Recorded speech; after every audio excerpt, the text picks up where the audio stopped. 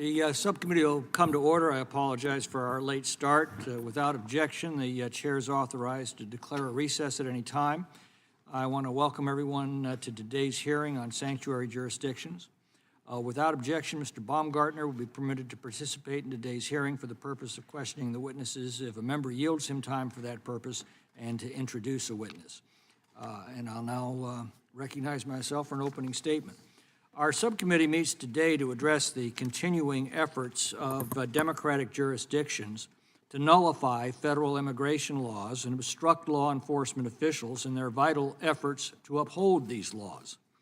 They self-righteously call themselves sanctuary cities, but the sanctuary they offer is to violent criminals who prey upon not only our own citizens, but on immigrant communities themselves.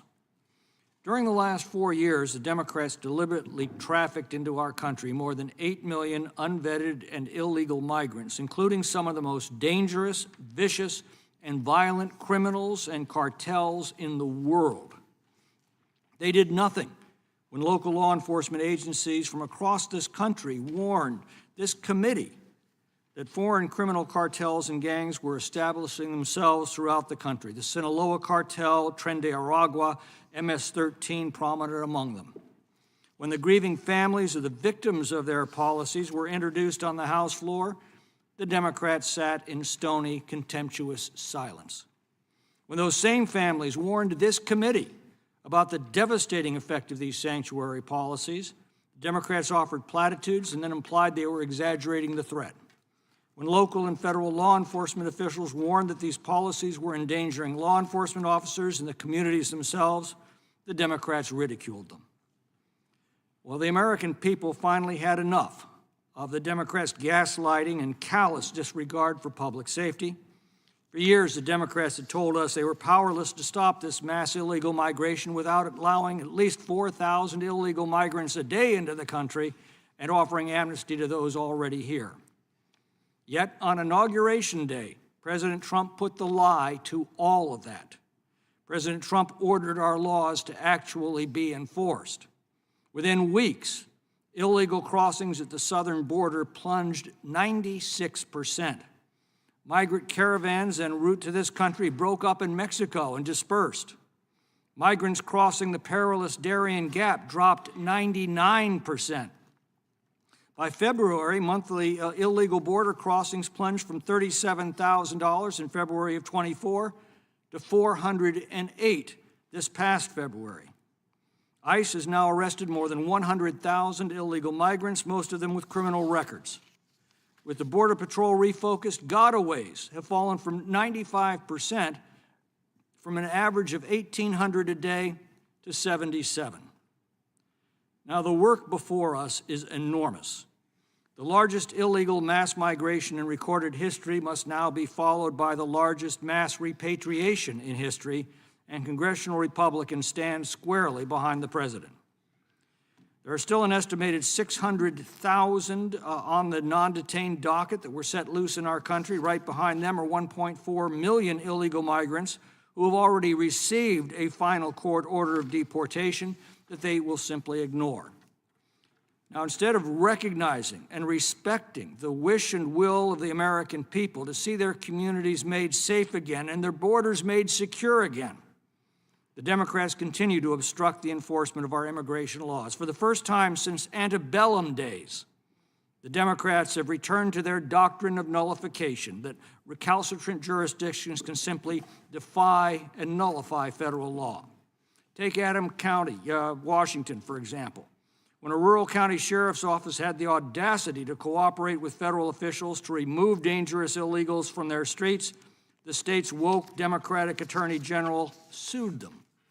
In Chicago, when lifelong residents begged their city government to protect them, Mayor Brandon Johnson did everything he could to silence them. In the Denver suburbs, when struggling families appealed to city officials for help, as armed Venezuelan gangs took over their apartment complex, the Democrats called them liars. And before this committee, as mothers recounted the senseless, brutal, and entirely preventable rapes and murders of their daughters at the hands of illegal aliens that the Democrats had deliberately released into their communities, Our Democratic colleagues put on their best long faces, offered platitudes, and then advocated for the same policies that created this humanitarian disaster. And they still don't get it. Across the country, Democratic sanctuary jurisdictions are doubling down on these horrific policies.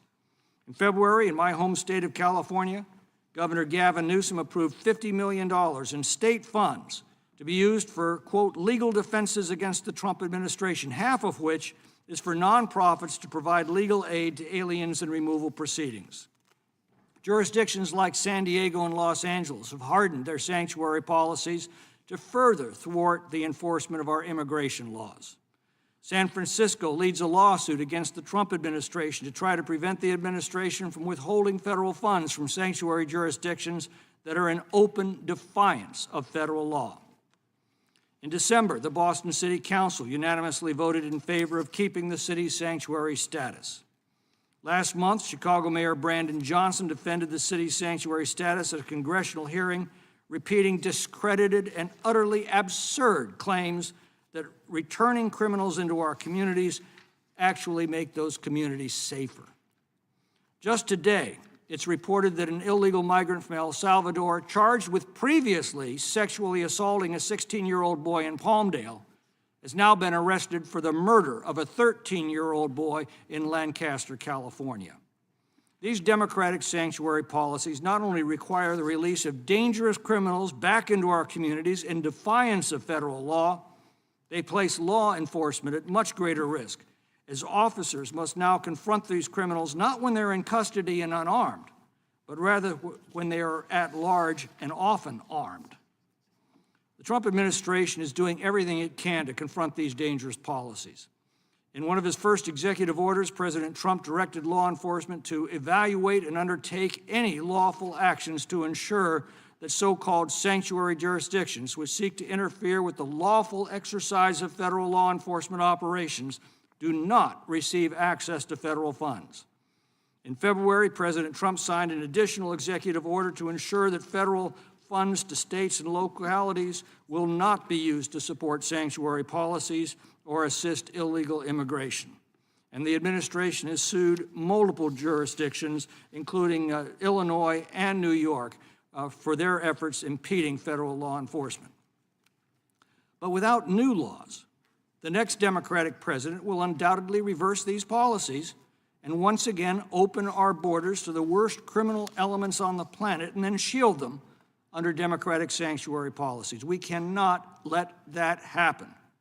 Congress must enact stronger laws that will prevent a future Joe Biden from ever again placing our families at risk, and that will stop today's Democratic politicians from impeding the enforcement of our immigration and public safety laws. Today, we will hear from several law enforcement and local officials on their perspectives and suggestions as we pursue this work, and I want to welcome them all here today. I look forward to hearing from our witnesses, and with that, I yield to the ranking member for her opening statement. Thank you, Mr. Chairman, and welcome to all of our witnesses, including Sheriff Wagner from my home state of Washington. Good to see you here. Perhaps the chairman would have this level of concern for the victims of senseless gun violence across this country. 47,000 people who were killed from gun violence just in 1 year alone. Or perhaps the chairman would have this level of concern for the families of law enforcement that were killed during the January 6th insurrection on the United States Capitol, or even the families that are suffering from rising grocery prices and devastated retirement accounts thanks to Donald Trump's chaotic economic policy. Ever since Donald Trump came into office, my colleagues have been very happy to sit back and let him run completely roughshod over our laws. President Trump, Tom Hauman, Stephen Miller, all led you to believe that this attack on immigrants was supposed to be about criminal immigrants. It was supposed to be about people who threaten public safety, despite the fact that research clearly shows that immigrants commit fewer crimes than Americans. They actually led you to believe that they were for the immigrants who did things legally. I can't tell you how many times on this committee I've sat here as my Republican colleagues say, we're not against legal immigration, we're for the people who do things legally. They led you to believe that legal immigrants had nothing to worry about, people on permanent residence status or legal visas or legal status. They even led you to believe that somehow getting rid of immigrants would be good for American jobs, that it would bring down costs for the American public, and that this was all about caring for you versus them, some shady criminal immigrant that might be invading our communities. Well, as people's 401k accounts plummet with Trump's economic policies, as costs of everything that Americans need to buy keep going up instead of down, the effects of Trump's unconstitutional and unlawful actions against all immigrants are causing fear and havoc in our communities across the country. Let me be clear. Trump has targeted immigrants who are here lawfully, suspending refugee admissions, a program that, by the way, was once hailed by both Republicans and Democrats and the faith community everywhere as the cornerstone of humanitarian assistance. They are revoking the very programs that created legal pathways for immigrants to enter, that effectively brought down the numbers at the border. And in revoking student visas and green cards of legal permanent residents, many of whom are married to U.S. citizens, they are going after every single immigrant in America, fabricating stories about these immigrants being, quote, criminals, even deporting them to other countries in violation of judicial orders. All of this leads us to ask once again, as the Fourth Circuit said earlier this week, in the case of a Maryland father who was, quote, mistakenly deported to a Salvadorian prison by the Trump administration.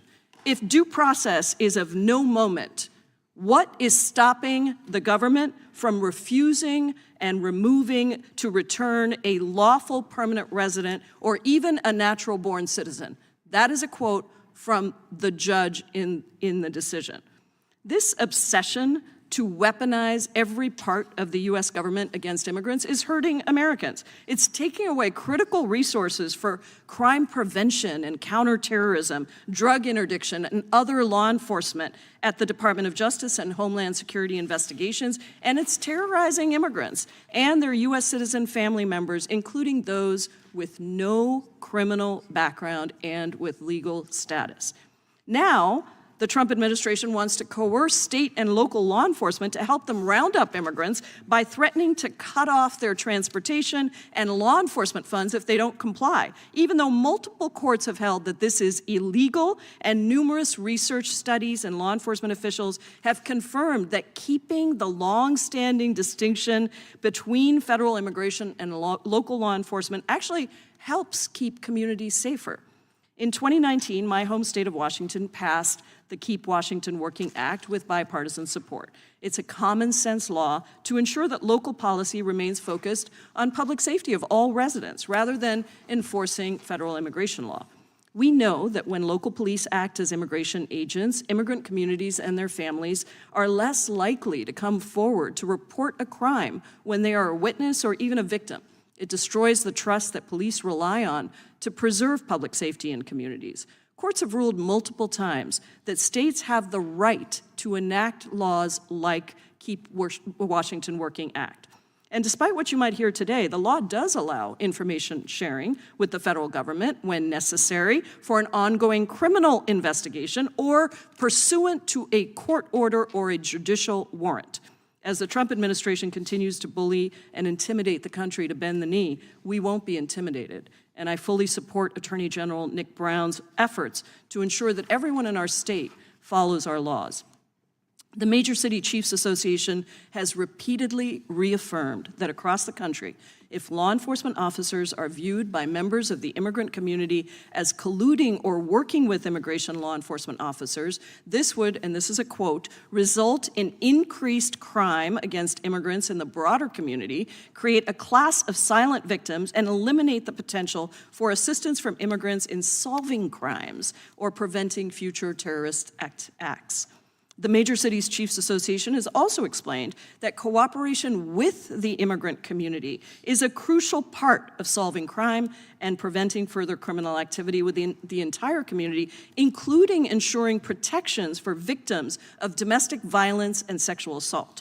Instead of trashing the rights of every American and destroying communities in our economy, this subcommittee should be holding hearings on why Mahmoud Khalil remains detained, simply for expressing pro-Palestinian views that Donald Trump doesn't like. or why Alfredo Juarez, a longtime labor leader, has been detained in my state of Washington, apparently simply for organizing farm workers for fairer wages, or why a local roofing company just had a raid where 37 immigrants who are longtime residents in our state building affordable housing for our communities were all picked up and jailed, or why the administration refuses to return Kilmar Abrego Garcia to the United States to reunite with his U.S. citizen wife and his 3 children, even after admitting to mistakenly deporting him to a Salvadorian gulag where he fears for his life. Let's have a hearing, Mr. Chairman, on the disappearing and the kidnapping of people across this country, instead of hurting public safety for all Americans by undermining trust policies of local jurisdictions. I yield back. The lady yields back. The chair is now pleased to recognize the chairman of the full committee, Mr. Jordan, for his opening statement. I think the chairman, here's how it works. ICE sends a detainer to the local sheriff or the local police chief and says, hey, if you're gonna release this migrant who we know is here illegally, who's been accused of some crime, if you're gonna release him, give us a heads up. Give us 48 hours before you're gonna release him, give us a heads up. And they do that because that protects everyone. It protects law enforcement resources. It protects the public from letting a guy out. It protects law enforcement when they go to arrest this guy out on the street, if they can do it in the jail or in the local facility, much better. And frankly, it protects the illegal migrant. And how do we know all that? Because it just happened in Denver not too long ago. Denver's a sanctuary city. I sent him a detainer. Well, they had this guy in custody for 310 days. I sends him a detainer. The Denver, because of their sanctuary city policy, says, no, we're not going to give you a notice. We're going to send you this. We'll give you notice like 1 hour before. And they release the guy to the streets. We actually have the form where it says stamp, release to, and there's a blank. They write in the streets. And then law enforcement goes to arrest him. And guess what happens? Law enforcement officer gets hurt, took resources, money to do that when they could have just went to jail because they had to send more agents. And it hurt the migrant himself because they ended up tasing this guy. When they could have just kept him in the jail, ICE comes there, goes from the jail to handcuffs you to take him to wherever they're going to take him. But no, we can't do that because we're a sanctuary city. And now it's gotten even worse. Now if you're a sanctuary state, they come after law enforcement like Sheriff Wagner, who's trying to do the right thing. Use the resources in a proper way, protect the migrant, protect law enforcement, protect the public. No, we're a sanctuary city. We're going to release them to the streets, even though they had a detainer months before that said, just give us a heads up and we'll come down and do it the easy way. That's why this sanctuary city policy, sanctuary state policy is so darn ridiculous. So I appreciate the chairman having this hearing. I appreciate our witnesses, particularly law enforcement, who we have here on the front lines of this every single day. Thank you all for what you do, and I yield back. Gentleman yields back. I now recognize the ranking member of the full committee, Mr. Raskin, for his opening statement. Thank you, Mr. Chairman, and thank you, Ms. Jayapal, and greetings to the witnesses. Donald Trump's ruinous tariffs and calamitous trade war against the world, except for Russia, have crashed the stock market and cost American workers and retirees and farmers $11 trillion in 1 week. 1 week.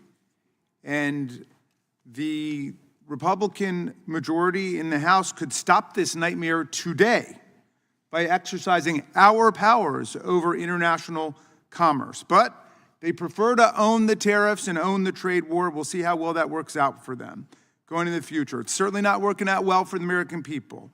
Now desperate to displace attention from this world historical economic debacle and the fact that courts have struck down more than 55 of their lawless, unconstitutional executive orders and actions, they invite us to discuss again immigration. So be it. In New York City, Donald Trump's deportation force grabbed green card holder Mahmoud Khalil for exercising his First Amendment rights in a way that Donald Trump disapproved of. Now they're trying to deport him, as well as other students across the country, using a McCarthy-era statute that the president's own sister, Judge Marianne Trump Berry, declared to be, quote, unconstitutional on its face. Then they tried to extra-legally deport more than 100 Venezuelans, shackling them and putting them on planes bound to a self-proclaimed dictator's infamous mega prison in El Salvador under cover of night based on an 18th century law about wartime authorities called the Alien Enemies Act, which palpably did not apply to this case because we are at peacetime. Congress still has the power to declare war under our Constitution, not the president. Despite their best efforts to keep these removals a secret until it was too late, attorneys for people on the plane filed a lawsuit, and Judge Boasberg, a George W. Bush appointee, issued an order to stop the removals while the planes were hurrying to get in the air and were still in the air. Today, the judge in that case will likely decide whether or not to hold the administration in contempt for deliberately defying the order to turn the removal flights around. On one of those flights, the administration deported Kilmar Garcia, a Maryland man, a father and husband to an American citizen, citizens, who had a legal status called withholding of removal, a legal immigration status that specifically blocked him from being removed to El Salvador. He won this status after the government falsely accused him of being a gang member and tried to deport him during the first Trump administration in 2019. Instead, he was able to prove that he posed no threat to public safety and that, on the contrary, he had a well-founded fear of persecution from the violent gangs back in El Salvador. The first Trump administration respected that ruling, but in this second iteration, the administration violated its legal obligation and shipped him off to the Salvadoran mega prison to be locked up in a cage with the very gang members whose violence he had escaped. The administration admitted in court that this deportation, which had absolutely no legal basis, was done in, quote, administrative error. And a judge ordered them to return Mr. Garcia to the United States by midnight this Monday. Rather than bring back the man they admitted they had wrongfully deported, the administration placed the attorney who argued the case on leave and decided to double down and appeal the order. We've seen the administration conduct indiscriminate raids that round up people with no criminal records, who've lived in our country for decades, who own homes and pay taxes, whose family members are U.S. citizens, and who pose no threat to public safety. U.S. citizens have even been arrested and detained by the deportation force as part of these reckless and lawless raids. Now the administration is trying to force state and local law enforcement agencies to use their time, their money, and their resources to participate in these raids. But under Article 1, Congress has exclusive power over naturalization and immigration. And under the 10th Amendment, the federal government has no power to, quote, commandeer the machinery, personnel, or resources of the state and local government for federal law enforcement purposes. But the administration is using threats and coercion now to try to force state and local governments and police departments to use their limited resources to arrest and detain students, fathers, mothers, and law-abiding community members, which means fewer cops, less money, fewer resources to focus on protecting communities from actual violent threats and gangs and the scourge of gun violence and drugs and drunk driving and so on. There's no power in our Constitution to do that, something I thought our colleagues believed in and respected in the system of American federalism. These authoritarian policies have nothing to do with law and order. They're about intimidation and retaliation against disfavored populations, state and local governments, immigrant communities, students, lawyers who dare oppose the administration in court, and judges who stand up to rule against Trump's continuing reign of unlawful actions. I look forward to hearing from our witnesses today. Thank you, Mr. Chairman. I yield back. Gentleman yields back. Without objection, all other opening statements will be included in the record. We'll now introduce today's witnesses, and I'll begin by deferring to Mr. Baumgartner to introduce our first witness. Well, thank you, Mr. Chairman. I am pleased to introduce the outstanding Sheriff of Adams County, Mr. Dale Wagner. Sheriff Wagner is a respected law enforcement leader who made the decision to cooperate with federal immigration authorities to protect his community. Adams County is a small rural county in eastern Washington that I have the privilege to represent. Its people are the best of our district and indeed the best of America, and it is Dale Wagner in which they have put their trust to enforce laws and protect their community. And for that, Dale Wagner now finds himself the target of a legal campaign by our Mr. Chairman, this is not an introduction, so if the gentleman from my home state of Washington, my colleague, would like to introduce the sheriff, he's welcome to do that, but he is not on this committee, and he's solely here for the purpose of introducing the sheriff. Points well taken. Thank you, Pramila. We'll get to it. He's now the target of a target of a Mr. left-wing. Chairman, the gentleman is not complying with your order. We'll suspend. The gentle lady is correct in her point of order. The unanimous consent covers an introduction without editorial comment. Thank you, Mr. Gentlemen, Chairman. proceed in order. For what purpose does the gentleman rise? Mr. Baumgartner, question? No, not at this moment in the proceeding. He had me all interested in this county. Again, the gentleman is recognized to make an introduction. That is what is in order at this time. I'll keep it brief, Mr. Chairman. Thank you. We're very pleased that Adams County Sheriff Dale Wagner is here, and I would just also point out we have 8 outstanding sheriffs in the state of Washington dealing with the fentanyl scourge here with us as well today. Thank you, Mr. Chairman. Thank you. Our other witnesses are Mrs. Danielle Carter-Williams. Ms. Carter-Williams is a Chicago resident and fitness trainer who advocates for Chicago residents. She serves as vice president of Chicago Flips Red, a grassroots movement dedicated to empowering communities across Chicago to embrace bold, conservative solutions for a brighter future. Our third witness is Mr. Neil Franklin. Major Franklin retired from law enforcement after a combined total of 34 years in the Baltimore and Maryland State Police Departments. He is currently the executive director of the Law Enforcement Action Partnership. And finally, we have Mr. R.J. Hauman. Mr. Hauman is president of the National Immigration Center for Enforcement. He's also a founder of the boutique firm Stryker Strategies and is a visiting fellow at the Heritage Foundation's Border Security and Immigration Center. He's worked in immigration enforcement policy for more than a decade, including at the Federation for American Immigration Reform. I want to welcome all of our witnesses today, thank them for appearing. We'll begin by swearing you in, so would you please rise and raise your right hand.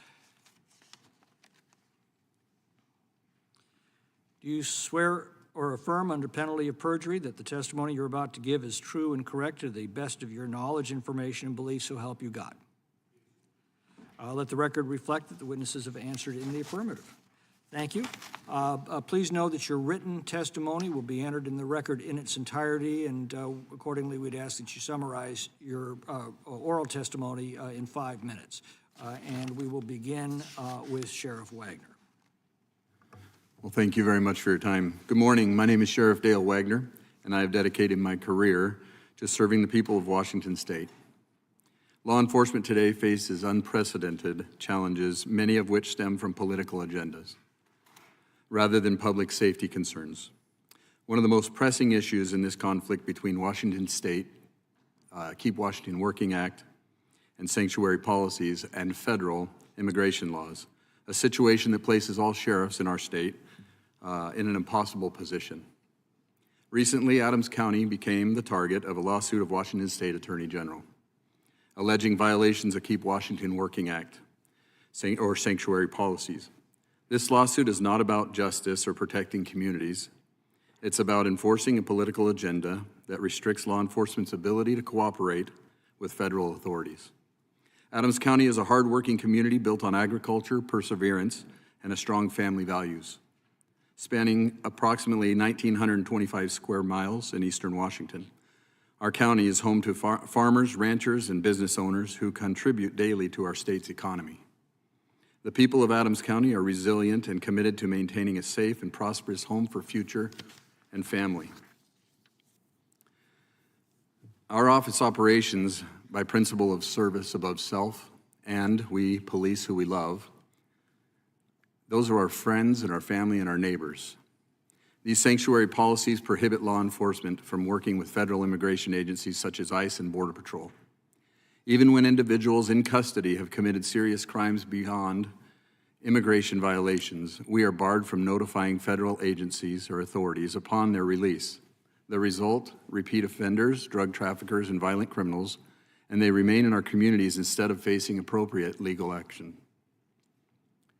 While proponents claim sanctuary policies protect vulnerable populations, they also shield repeat offenders who exploit the system. Criminal organizations, including drug cartels, human traffickers, take advantage of these policies, knowing they face minimal risk of deportation, even when caught committing additional crimes. These sanctuary policies create confusion and fear among law-abiding residents and citizens. The public is misled into believing local law enforcement arrests people solely based on immigration status. This is not true. It's not true in my county. Our office, like others across the state, do not arrest individuals based on immigration status. Yet, the policies create barriers that prevent victims and witnesses from reporting crimes, fearing potential of immigration consequences they do not fully understand. This makes it harder for law enforcement to investigate crimes and protect the community. Sheriffs are sworn to uphold the law and protect public safety. However, sanctuary policies place us in a legal bind, forcing us to navigate conflicting state and federal laws. We must follow the state mandate that contradicts federal law, compromising our ability to enforce laws effectively. Instead of focusing on crime prevention, we are caught in the unnecessary legal battles that are wasting tax dollars and divert resources from critical public safety efforts. When law enforcement cannot address repeat criminal activity effectively, families, businesses, and their entire communities suffer. Hardworking residents should not have to live in fear of criminals who exploit policies designed to shield them from accountability. Public safety is a must and our priority, not political agendas. Rather than allowing law enforcement agencies to work at local, state, and federal levels together, sanctuary policies force us to rearrest individuals who could have been transferred to federal custody.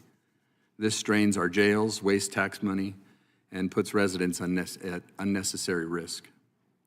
The solution is not to pit state and federal authorities against one another, but to ensure public safety remains a top priority for everyone. Law enforcement should be allowed to do its job without political interference.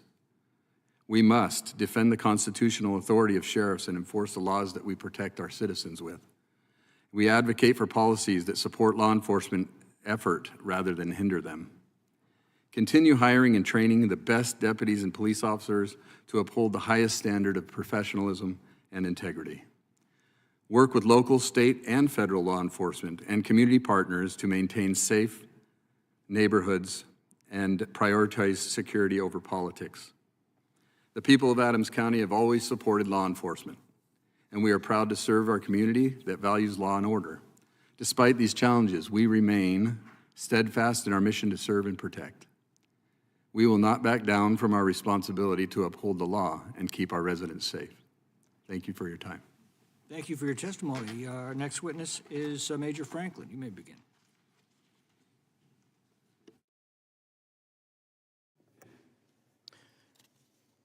Good morning, Chair McClintock.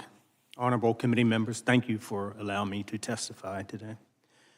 My name is Major Neil Franklin. I am retired.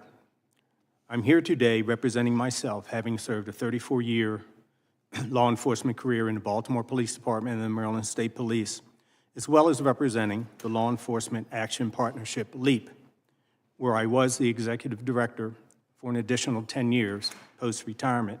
Lieutenant Diane Goldstein is now the current executive director.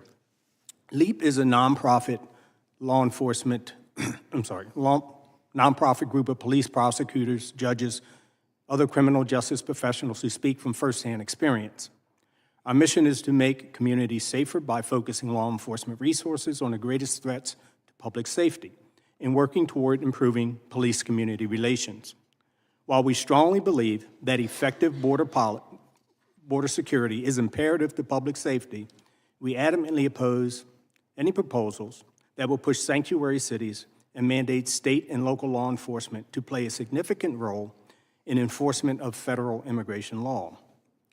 We believe routine civil immigration enforcement by local officers would harm public safety by eroding police community trust and diverting law enforcement resources away from tackling more serious crime. Ordering state and local law enforcement to act as ICE agents would deeply damage police community trust that we depend upon to do our jobs effectively. Across policing, the research underscores that having trust from the people we serve directly impacts public safety. Police are only as strong as the relationships we have with the public. We can only prevent, detect, and solve crimes if witnesses and victims are willing to come forward to report criminal activity and work with us to address it. A report on Latino perceptions of police found that 44% of Latinos hesitate to report crime to police for fear that it could lead to investigations into immigration status of their family or community members, even if they are legal citizens. Compelling local police to enforce federal immigration law would only further damage community trust, making victims, witnesses, and other residents less likely to report crimes or provide critical information to help us solve them. Forcing local law enforcement to act as federal immigration agents would also divert their focus away from the greatest threats to public safety. Local law enforcement should not be forced to dedicate precious time and resources toward burdensome information sharing and detainer requirements instead of solving serious crime. It would lead to countless people being detained for extended periods solely based upon their immigration status, wasting limited jail space that should be reserved for those who pose the most serious threats to public safety. Proposed bans to sanctuary cities also pose constitutional and civil liabilities for local police departments and jails, exposing them to costly lawsuits that could further drain their already stretched resources. Many cities across the country have been forced to pay massive settlements for illegally holding people based upon requested ICE detainers, a practice that would become more frequent as police hope to avoid cuts to essential federal programs in their communities. For example, New York City recently agreed to a $92.5 million settlement stemming from a lawsuit claiming authorities had detained 20,000 people for days, weeks, even months after their scheduled release date due to ICE detainer requests. The proposed act would put state and local governments in an impossible position of deciding between risking cuts to essential federal programs or inviting potential legal action for violating the civil rights of their community members. Furthermore, one solution does not fit all. Cities and towns are unique with very different needs, requiring different solutions for various problems. Each community should be free to design its own strategies absent sanctions of any kind from the federal government. We are deeply concerned to see the federal government considering blocking federal funds to sanctuary jurisdictions and mandating local law enforcement to act as ICE agents. Forcing local police to act as federal immigration agents would harm public safety by eroding community trust and diverting critical resources away from more serious crime. Thanks again for having me. Thank you for your testimony. I will next hear from Ms. Carter-Walters. Thank you. Good morning, Chairman and esteemed members of the subcommittee. And thank you to President Donald J. Trump, the people's president, for giving Chicago Flips Red our first platform, and to the subcommittee for the opportunity to speak truth in the people's house. We proudly stand with our president to bring his message to the Black American community and expose the lies pushed by the Democrat Party and the fake news media. We are here to confront the reality of sanctuary cities. Despite the word sanctuaries, these cities are anything but safe. Chicago has claimed the title for years, and now we're drowning in the consequences. Lifelong residents are pushed aside, schools are overcrowded, crime is out of control, and affordable housing is vanishing. This crisis exploded under Biden and were worsened by the reckless, agenda-driven leadership of Lori Lightfoot and Brandon Johnson. They didn't just ignore the collapse, they fueled it. In December 2023, a few aldermen tried to give us a voice, but the mayor and his allies used systematic stunts to block the vote on a non-binding sanctuary city referendum, silencing Chicagoans and stripping us of our right to choose. Every elected official swears an oath to serve their constituents and uphold the Constitution. Brandon Johnson has failed. He's dismissed that oath in his obsession with keeping Chicago a sanctuary for illegal aliens. He's driven our city into a $1 billion deficit, handed out shady non-bid contracts, and funneled over $6 million into services for illegal aliens. That's why we demand a full forensic audit focused on migrant-related spending. This isn't mismanagement, it's organized looting of taxpayer dollars. ShotSpotter, a life-saving gunshot detection tool, is gone. Hyde Park now bears a permanent 720-bed shelter as illegal alien shelters multiply all over our city. Tax increment financing, known as TIF, meant to revive struggling areas, are being embezzled. Our kids aren't learning to read while the city teachers cater to non-English speakers. These are deliberate acts of neglect, justified by Chicago's sanctuary city status. Lori Lightfoot licked the fuse with executive orders, and D.E.I. Johnson poured gasoline on the fire. Field houses has been taken, police stations overrun with illegal aliens in tents and are on the floors, leaving officers demoralized. My husband, a retired CPD officer, saw it all. Violence, disease, measles and tuberculosis outbreak, prostitution, and bed bugs that reached our home. Since 2025, over 51,000 illegal aliens have flooded into Chicago. The city's answer? Blend migrant and homeless shelters under the One System initiative and hope no one noticed. Homelessness has jumped by 207% as 2,100 beds go to illegal aliens. When state funding ends in 2025, corrupt insiders will pass the contracts among themselves. This isn't policies, it's racketeering. My husband and I are tax-paying business owners. We did everything right. We invested in the Opportunity Zone, thank you, President Trump, applied for grants, and we were denied. Yet 140,000 illegal alien-run businesses were funded without question.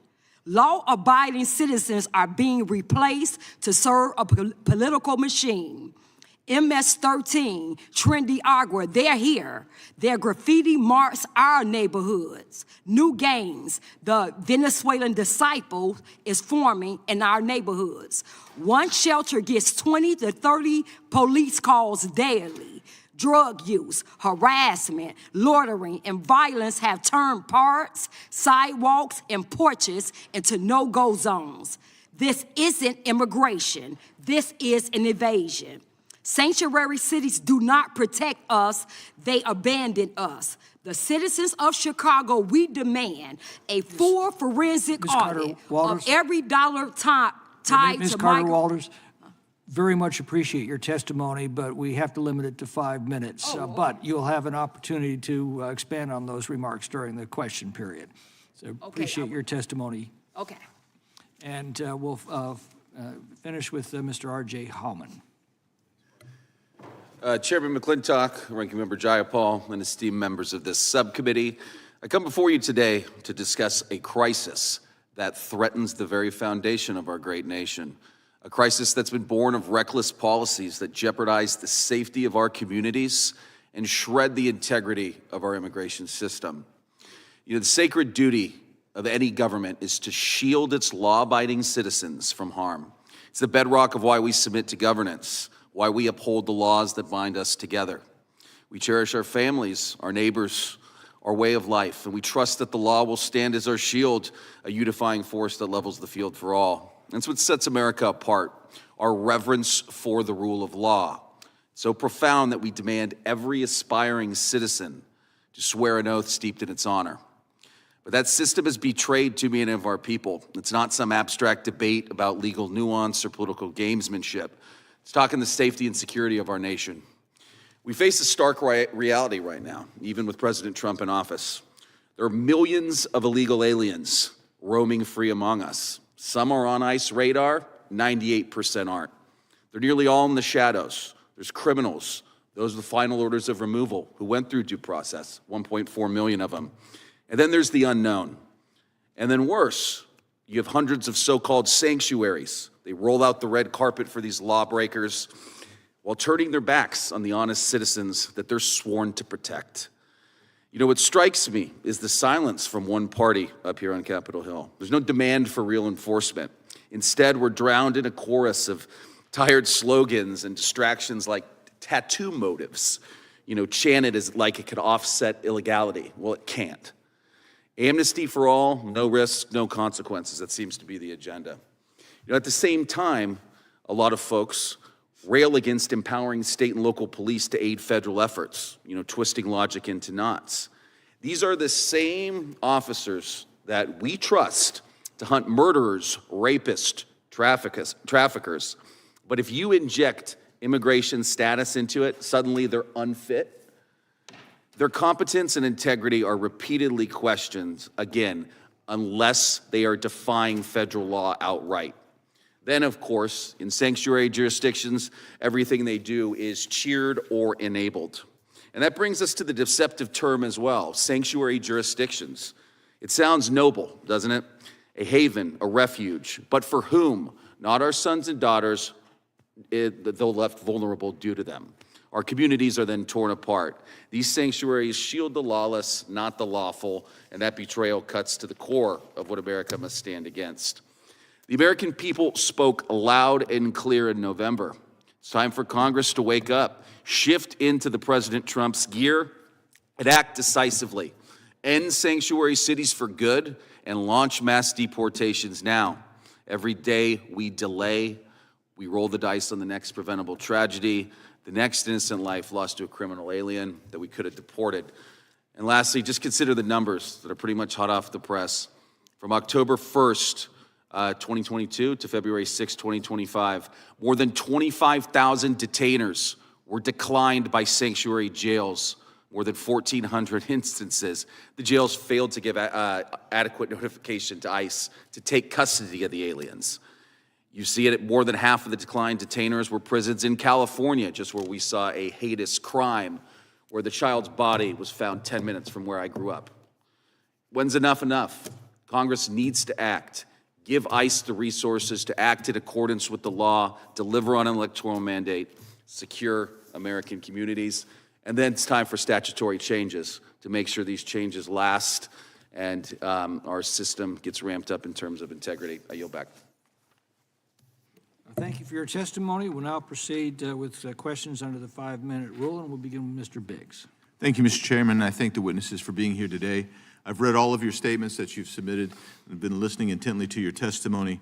Mr. Hauman, I just want to confirm Cook County Jail in Illinois from October 1st, 2022 to February 6, 2025, released more than 1,000 criminal aliens into their community. Correct. Is that accurate? Yep.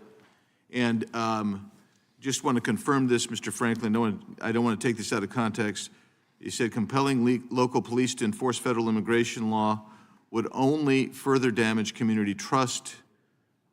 Is that an accurate reflection? I'm reading from your statement. Is that accurate? Yes, depending upon the jurisdiction and what those unique circumstances might be for that particular city or town. And Ms. Carter-Walters, in Chicago, where they've released over a 3-year period more than 1,000 criminals back into your community, does that make you feel safer as a citizen? No.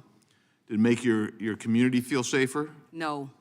And did it provide actual safety when you saw MS-13 trained at Aragua roaming the streets there? No. So you've demanded a full forensic audit of every dollar tied to migrant shelters, right? Yes. And a freeze on the $92 million budget until full reviews are completed? Yes, sir. And you want the accountability and community input? Yes, sir. And a federal investigation into potential corruption?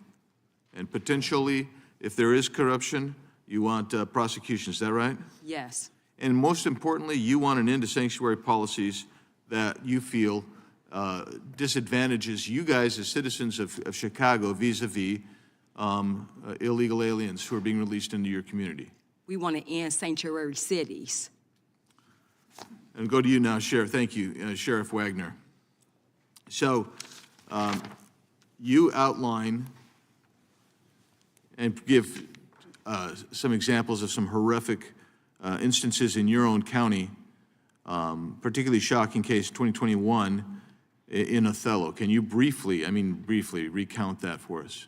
Yeah, in 2021, we had an incident of an illegal alien that took the life of a mother and a daughter, the daughter being a special needs female that had the capacity of a five-year-old, and they did it in a very horrific way by dismembering the bodies and leaving them in a trunk of a vehicle.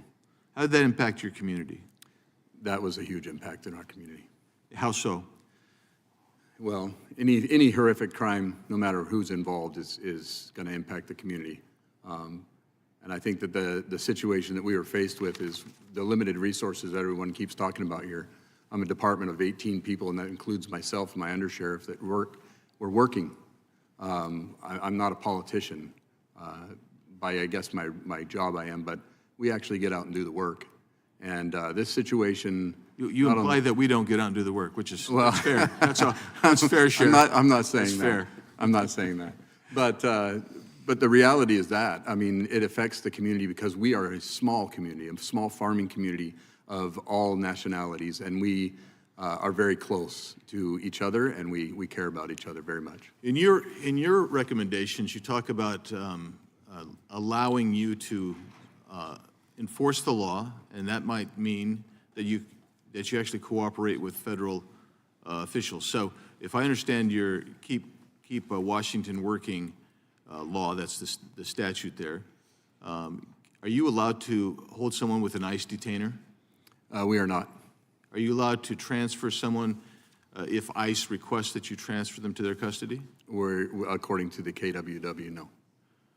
So the state law actually directly, not indirectly, not impliedly, it actually directly defies federal law, federal statute. That's what I understand, yes. Yeah, because federal statute says if you get a detainer, you're supposed to hold. Yeah. You're supposed to hold. That's what federal law says, and you can't do that there. Correct. How does that impact the safety of your community? Well, ours is impacted in a great way because, one, my jail has been closed for 3 years, and I find that ironic in this situation as well. But it impacts us in a great way because, like I believe it was Mr. Jordan was explaining, putting people out onto the street and having them get caught again becomes a bigger problem.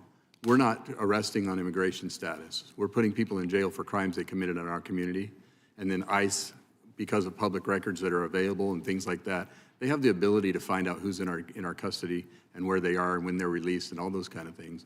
And they are basically released to their custody in the opposite way, similar to Denver in most cases. Thank you, Mr. Chairman. My time has expired. Ms. Jayapal. Thank you, Mr. Chairman. As I said in my opening, there are a lot of reasons why states and localities have adopted policies to leave immigration enforcement to federal government where it belongs. For some, it's about fostering trust with local communities. When immigrant communities know that calling 911 won't result in deportation for themselves or a family member, they are actually more willing to report and help law enforcement solve crimes, which makes all of us safer. For others, it's an important factor is legal liability. Courts all over the country, just to counter what my good colleague from Arizona said, have ruled that when local law enforcement complies with civil immigration detainer requests, and to be clear, an immigration detainer is a request, and continues to detain someone pursuant to a detainer when they otherwise would have been released, it's actually an unlawful detention, and it's a violation of the Fourth Amendment.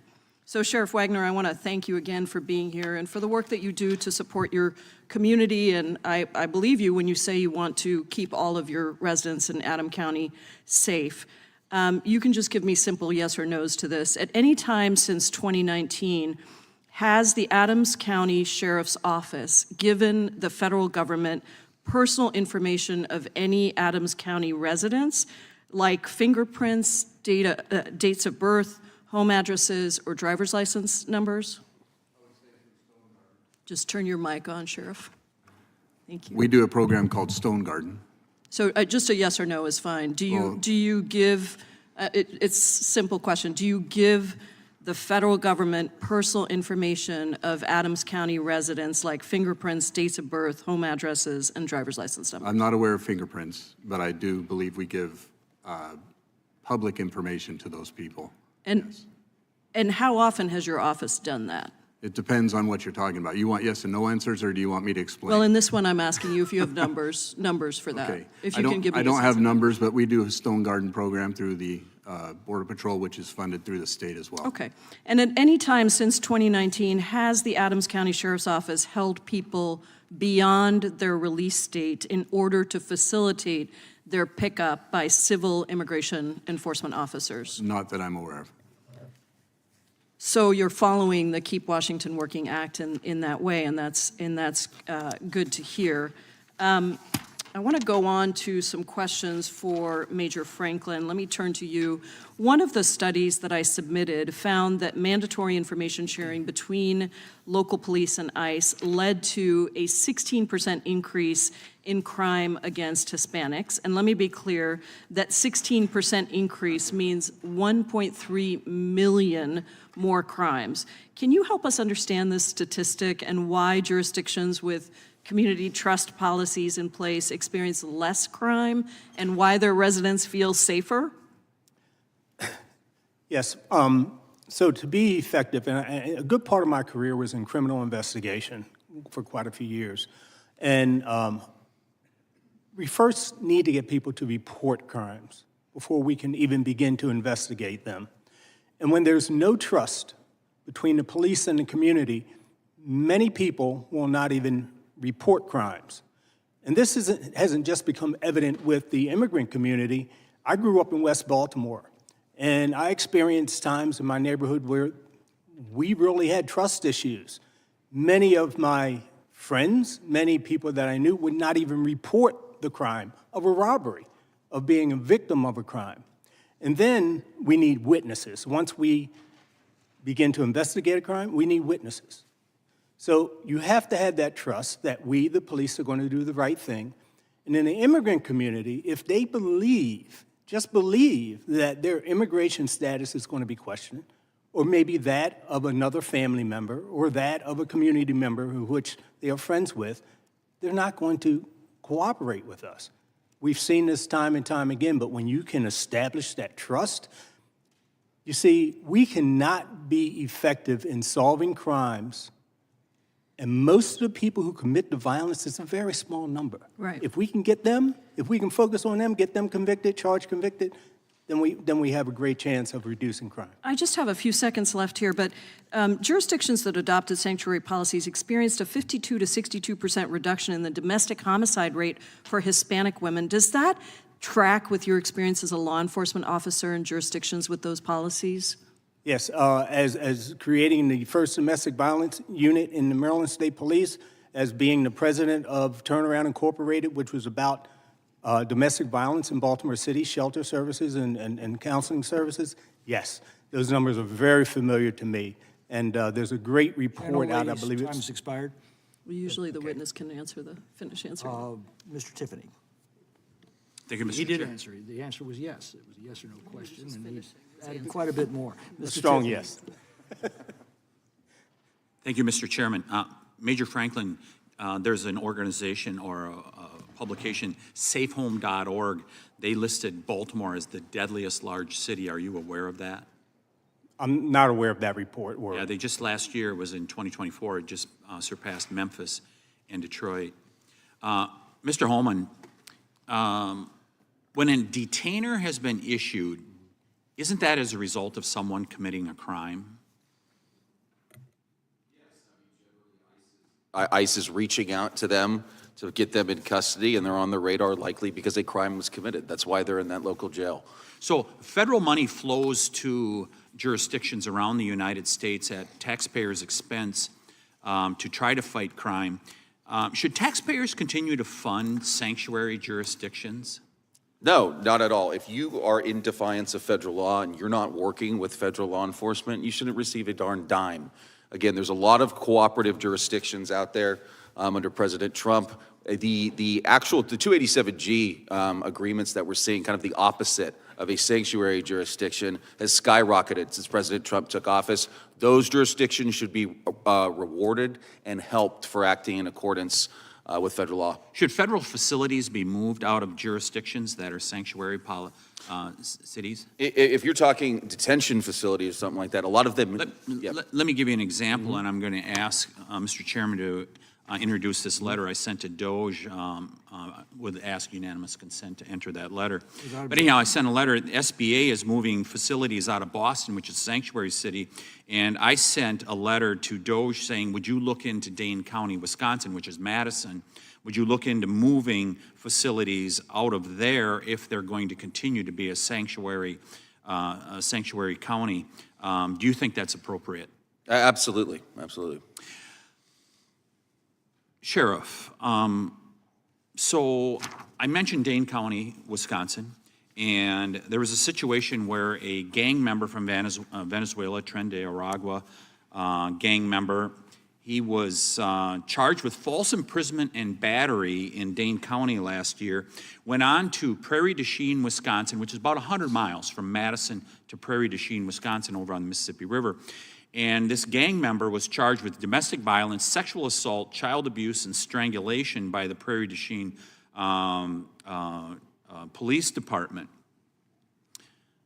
Does it surprise you that another community is affected when there is a sanctuary community that is not honoring ICE detainers? No. Does it make it more dangerous for people throughout the region, not just, let's use this example of Dane County, Wisconsin, does it make it more dangerous for people throughout a region as a result of having these sanctuary policies? I think, like the gentleman over here said earlier, I think every situation is different, every location is different, every circumstance is different. But I do think the policies matter, and the policies that we're faced with in sanctuary policy is it's too hampering for the situation that we're dealing with on the ground. Ms. Carter-Walters, so you know that Wisconsin is just north of you in Chicago, and I just cited Prairie du Chien, Wisconsin is 100 miles from Madison, Wisconsin, and Kenosha, Wisconsin is only 64 miles north of Chicago. Should people in Wisconsin be concerned about the sanctuary policies that are in Chicago? Exactly, because they don't just stay in Chicago. They're in Indiana. They're all in the suburbs. So yes, they definitely should be afraid. Why in the world do civic leaders like Mayor Johnson want to advance policies like this that not only make their own city less safe, but the entire region less safe? Because we believe that that's how they're funneling money and stealing our tax dollars. So that's why we are demanding a forensic audit on how a breakdown of how those funds were allocated, because we have yet received anything of a breakdown to show how our tax dollars were spent. So yes, we believe that's how they're funneling the money, and that's why we are asking for a forensic audit, and we want arrests being made. Mr. Chairman, I think these witnesses make the case so well that it is not just the sanctuary community that is being affected by these policies that they are implementing. It's an entire region.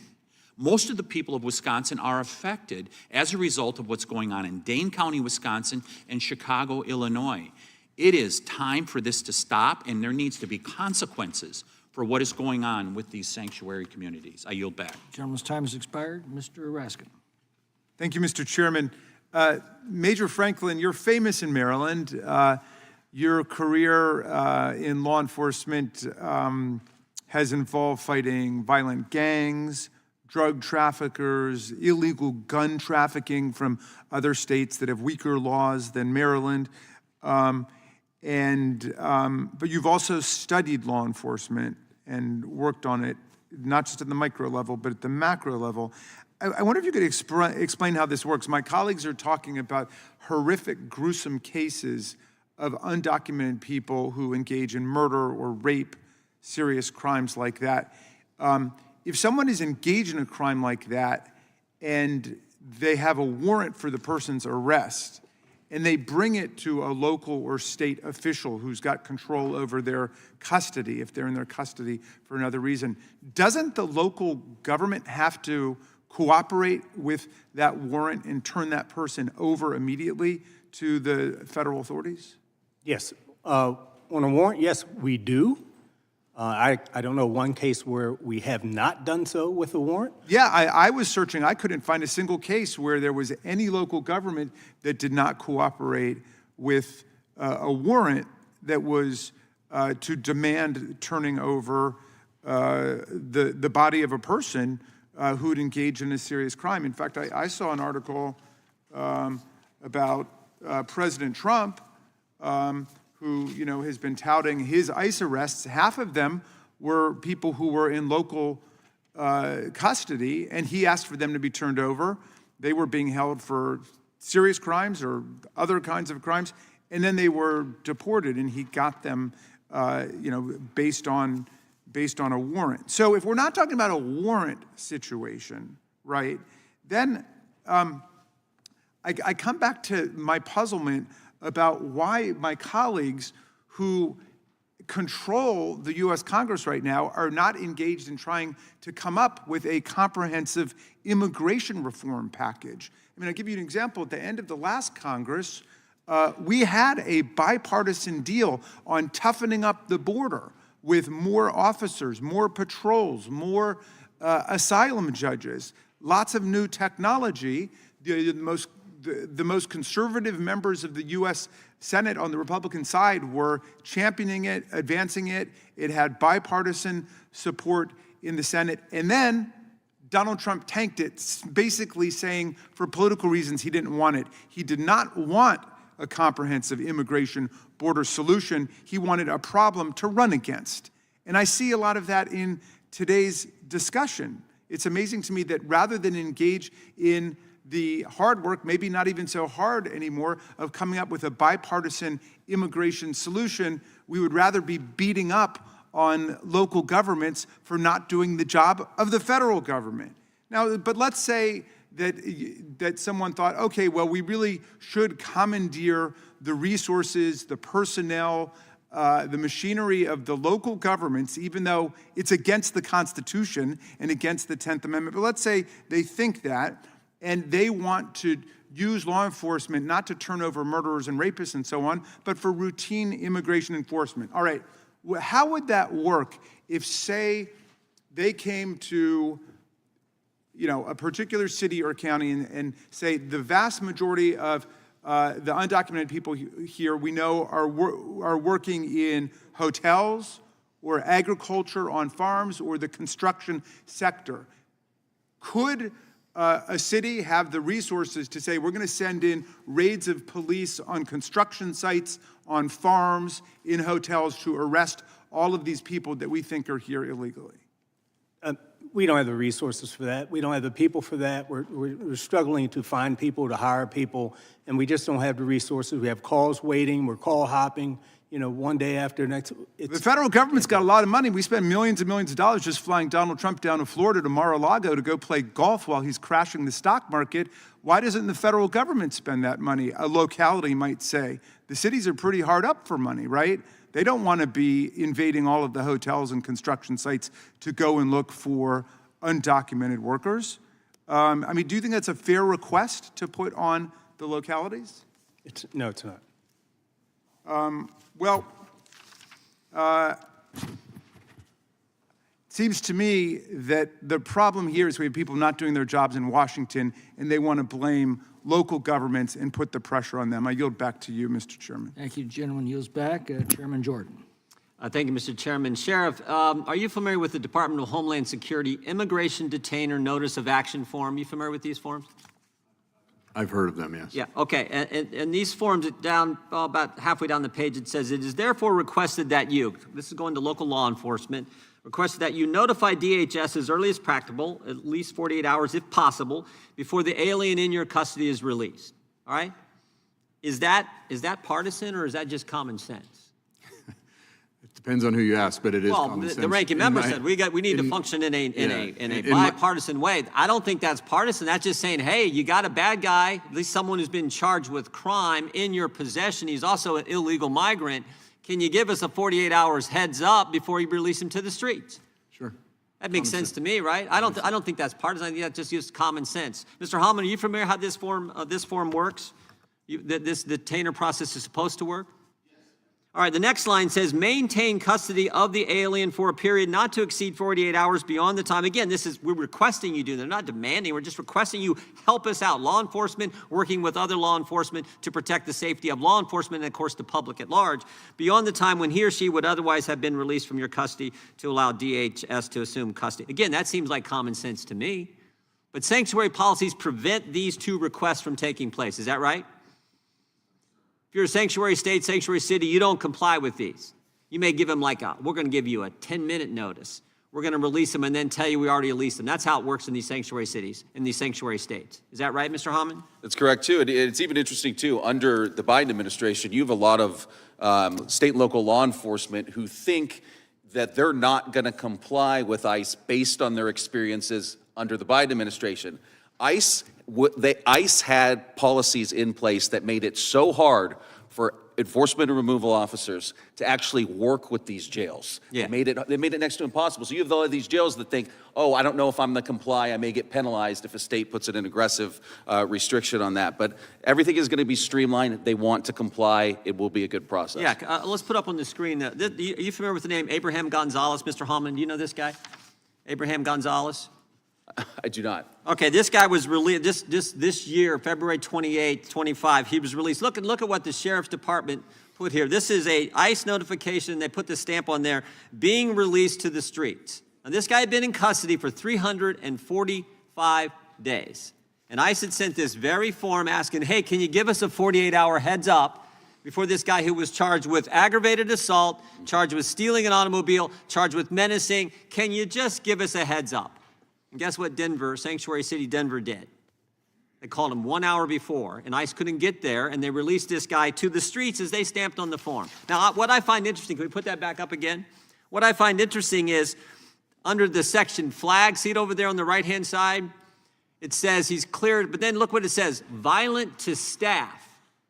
So the very people who released him to the streets knew this guy. He'd been charged again with aggravated assault, stealing a car, but he'd also been violent to the very people in the jail who were holding him, and they still wouldn't give notice to ICE.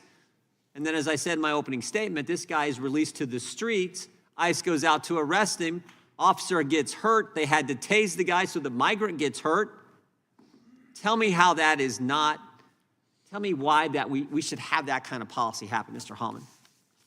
Well, we shouldn't. It doesn't keep our communities safer in any sense. And again, what they're trying to do here is they say, hey, at least we tried. An hour heads up or whatever. But how can they look at that man to release him on the streets, knowing the crimes that have been committed, knowing that risk? How can they say, hey, we'll see you later, as he goes off and could potentially commit another crime down the line? I mean, is it worth it to instill trust with the immigrant community? How about, the citizens, and how about the harm that they could face due to the unknown of releasing a dangerous criminal alien to the streets? They knew this guy had a propensity to be violent to law enforcement because he had done it in their very jail, and they can't give federal law enforcement a heads up. Sheriff Wagner, would you have given him a heads up? I think in that circumstance I would. Yeah, you certainly would, but for people who do what you would do, you're now getting sued for that, right? Your attorney general is coming after you. Yeah, and as the gentleman over here said, we should stay out of local business, right? And so here I am with the state attorney coming down on me for trying to juggle the whole mess. Because that's how law enforcement, you're supposed to work with other law enforcement when you can, not violating the Constitution, just be in good common sense way to make sure people are safe, law enforcement safe, public is safe, and frankly, as I said before, even the migrant is safer when you do it that way, when you do it the common sense way versus the sanctuary city way. And that's what we really have to, I think, that's really the decision here. Common sense or sanctuary city way. I think common sense wins out every time. With that, I yield back. Gentleman yields back. Mr. Nadler. Mr. Chairman, the Trump administration, after pardoning hundreds of violent criminals, has launched a reckless, chaotic, and inhumane immigration policy that is making our communities less safe. The administration, and as we heard today, the chairman of this committee, speak as if all immigrants are criminals. The administration is draining resources away from other important law enforcement priorities and is even targeting legal immigrants and vulnerable populations. It's no surprise that many states and localities do not want to aid and abet the president's extreme anti-immigrant agenda. Recognizing that good policing depends on building trust with their residents, many cities forbid their law enforcement officers from questioning victims of crime or witnesses to a crime about their immigration status, and they do not share immigration information with federal authorities. They believe that their communities are at greater risk when a victim of domestic violence is afraid to ask the police for protection from her abuser for fear of deportation, or when witnesses to a murder refuse to assist law enforcement in tracking down the perpetrator because they're afraid their immigration status will be discovered. These cities have concluded that if they take on the federal responsibility to enforce immigration laws, it would destroy trust between immigrants and local law enforcement, which would make everyone less safe. Major Franklin, why is building trust with all members of the community so important to policing? I think you touched on something, sir, regarding the importance of, it's not just for keeping members of the immigrant community safe, because this very small number of violent offenders also prey on people outside of that community as well. So as soon as we can get the reporting of the crime, the cooperation from witnesses to have that person arrested, charged, convicted, and get them off the streets and hold them responsible, the better for not just the immigrant community, but the entire community. Is it fair to say then that if minority communities, immigrants, or really any part of your community feels unsafe going to the police, that it makes everyone in the jurisdiction less safe? And can you explain Absolutely. why? Again, because the importance of that trust, and this isn't something new, by the way. We've experienced the same thing with underserved communities where there's no trust with the police, and we fail to get an accuracy regarding the crimes because they're not reported. There's no trust in reporting the crime because they don't believe the police are going to do the right things, and in many cases, they believe the police may cause them some sort of harm.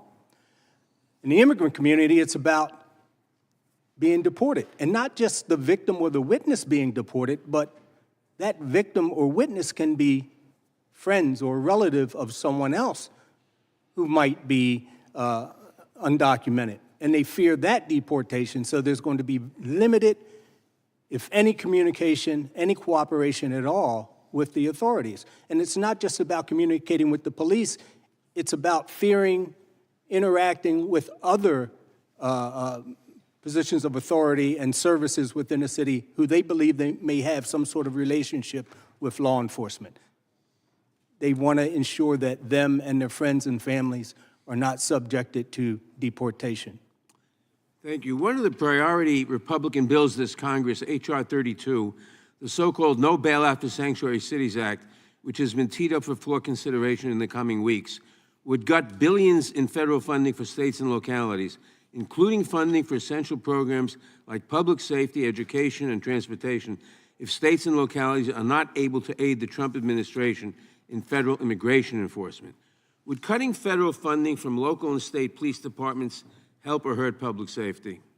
It would make public safety much worse. Can you talk about the real-world impact that these cuts would have on the ability of law enforcement to protect their communities? Absolutely. When I was in charge of Baltimore City Human Resources, we had a special unit that applied for federal grants because we need the funding, we need the resources, not just for law enforcement activities and duties, but for other important things like youth programs, which are extremely important, other services, mental health services. There are many types of critical services that our communities need. Okay, thank you. As we've heard today, my Republican colleagues talk as if all immigrants are criminals. Could you tell us whether that's true, and whether, in fact, the studies show that the crime rate among immigrants is lower than the crime rate among native-born American citizens? Studies show that among the immigrant community, it's lower. So than most native-born. immigrants are not criminals. Absolutely. Thank you. I yield Time back. has expired. Sheriff Nails. Thank you so much, Mr. Chairman, and I thank the panel for being here. Thank you, Sheriff Wagner, those distinguished gentlemen behind you. I want to thank you all for your service. I'll give you a round of applause. Thank you for our county sheriffs. We need them. We need them. They're supported. You know, most of the crime, and I know Mr. Franklin or Major Franklin, you were talking about the distrust between the police and the communities they serve. Let's be honest with each other. You know where the distrust begins, right? It all starts in these large cities across America. I bet you if you ask one of those sheriffs, we had everyone come up here, they don't have a problem with trust between their agents or their deputies and the people they serve. It takes place in these large cities, the San Franciscos, the Chicagos. When you look at Chicago, and Ms. Walters, talking about Chicago, you had Lori Lightweight there. I mean, her approval rating was in the toilet. What, a 22% approval rating? I think she was the first incumbent to lose re-elect. And why is it? Her policies. It was the sanctuary city policies. She was horrible, absolutely horrible. All the anti-police rhetoric. Would you agree with me that that's why Lori Lightweight is no longer the mayor in Chicago? Yes, and that's why Brandon Johnson has a 6% approval rating. You should consider running for mayor. I think you're great. Anyway, Sheriff Wagner, you know, I was a sheriff, Fort Bend County, large county. Everybody that got arrested into my jail, I had about 1,800 beds. When you got arrested, every morning, every name, any name, didn't matter who it was, would get sent to ICE. We'd send it to ICE in Houston. They would scrub that list, and they would then determine who a detainer gets placed on. I complied with every single detainer. Didn't matter if they said a detainer needs to be placed on this guy, and we kept our people safe. That's why I was a very popular sheriff and never had to worry about a re-election, because the people supported what we did. But then when you got some of these liberal states, your state for a good example, Illinois and others, we created a law now in the state of Texas. We had a crazy rogue sheriff in Austin, go figure, in Austin, Travis County, that wasn't complying with these detainers. So we now have a law in Texas that says if you don't comply, a county sheriff does not comply with ICE detainers, you'll be charged with a crime and then you'll be removed from office. And most sheriffs across the great state of Texas support that. And I believe you would as well. Yeah, I would. Because it just keeps our people, safe. I want to thank you again, too, in 2005. You know, I read your bio, you were awarded a Medal of Valor for one of your deputies that was shot by an illegal multiple times, I believe. That is correct. Yeah, so thank you for your service. You guys are fantastic.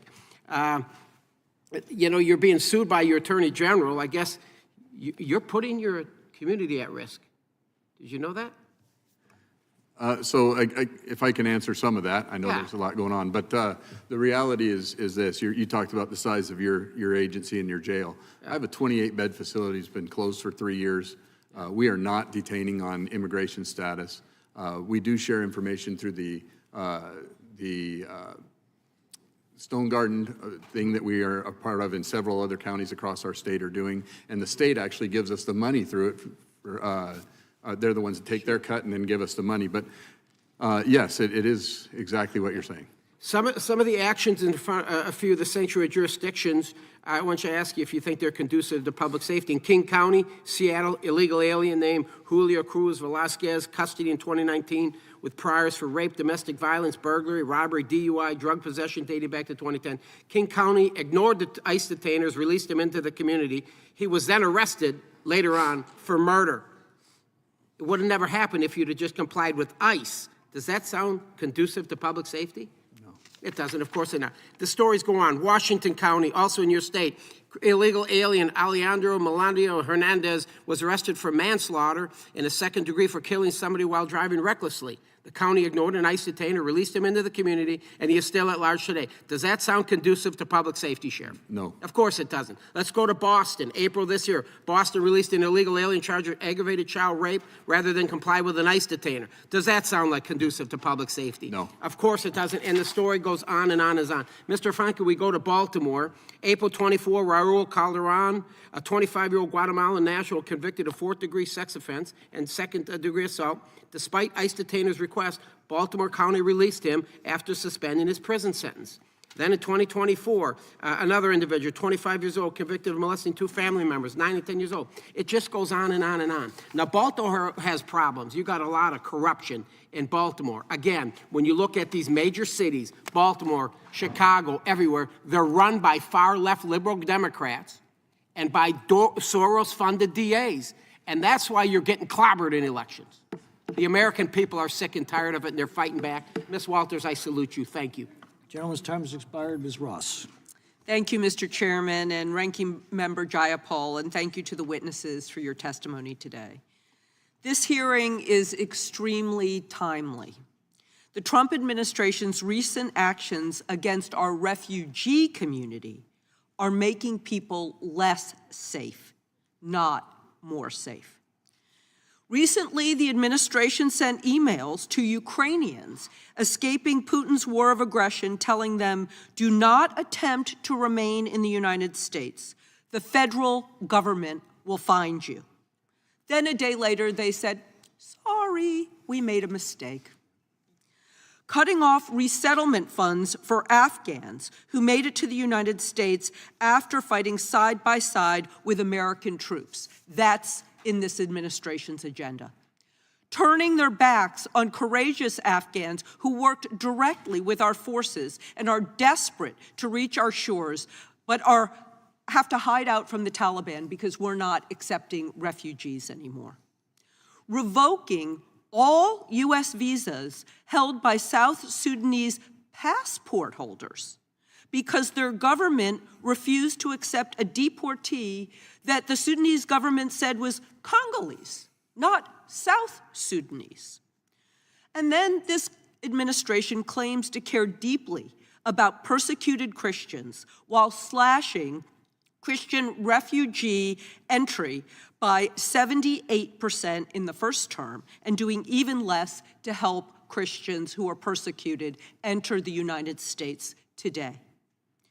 All of these heartless and short-sighted actions by the Trump administration serve no discernible purpose besides bullying those who escaped war, authoritarianism, and disaster. Again, this bullying undermines the stature of the United States in the eyes of the world and makes all of us less safe.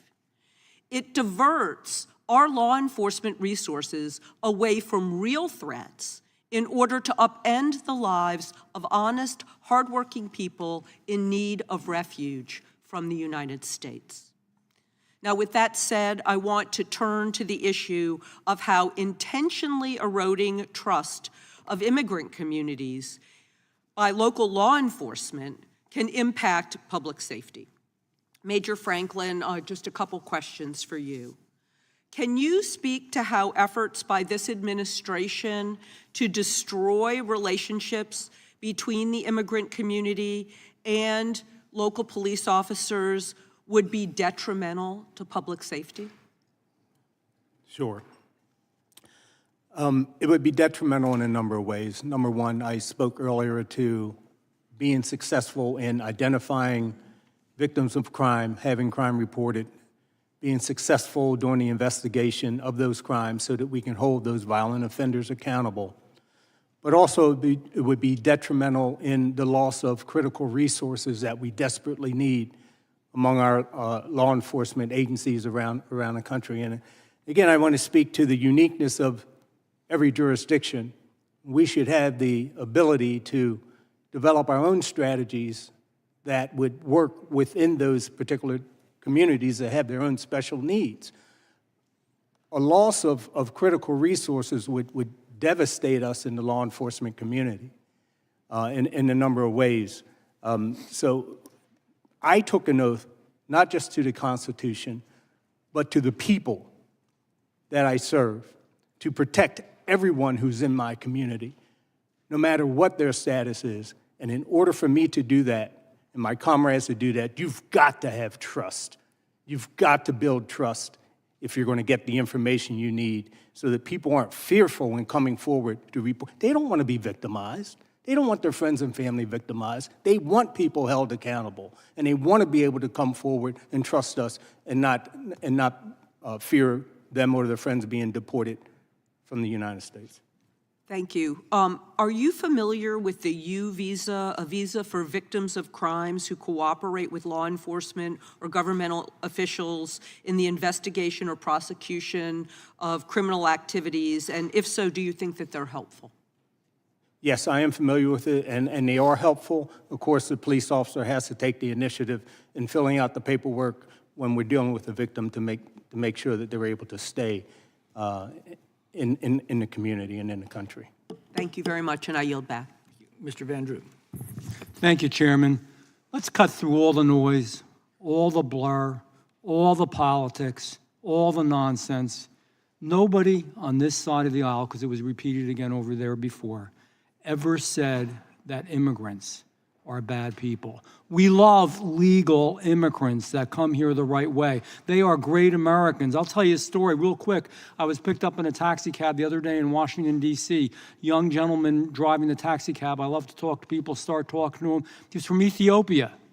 He came here legally. He always wanted to be an architect.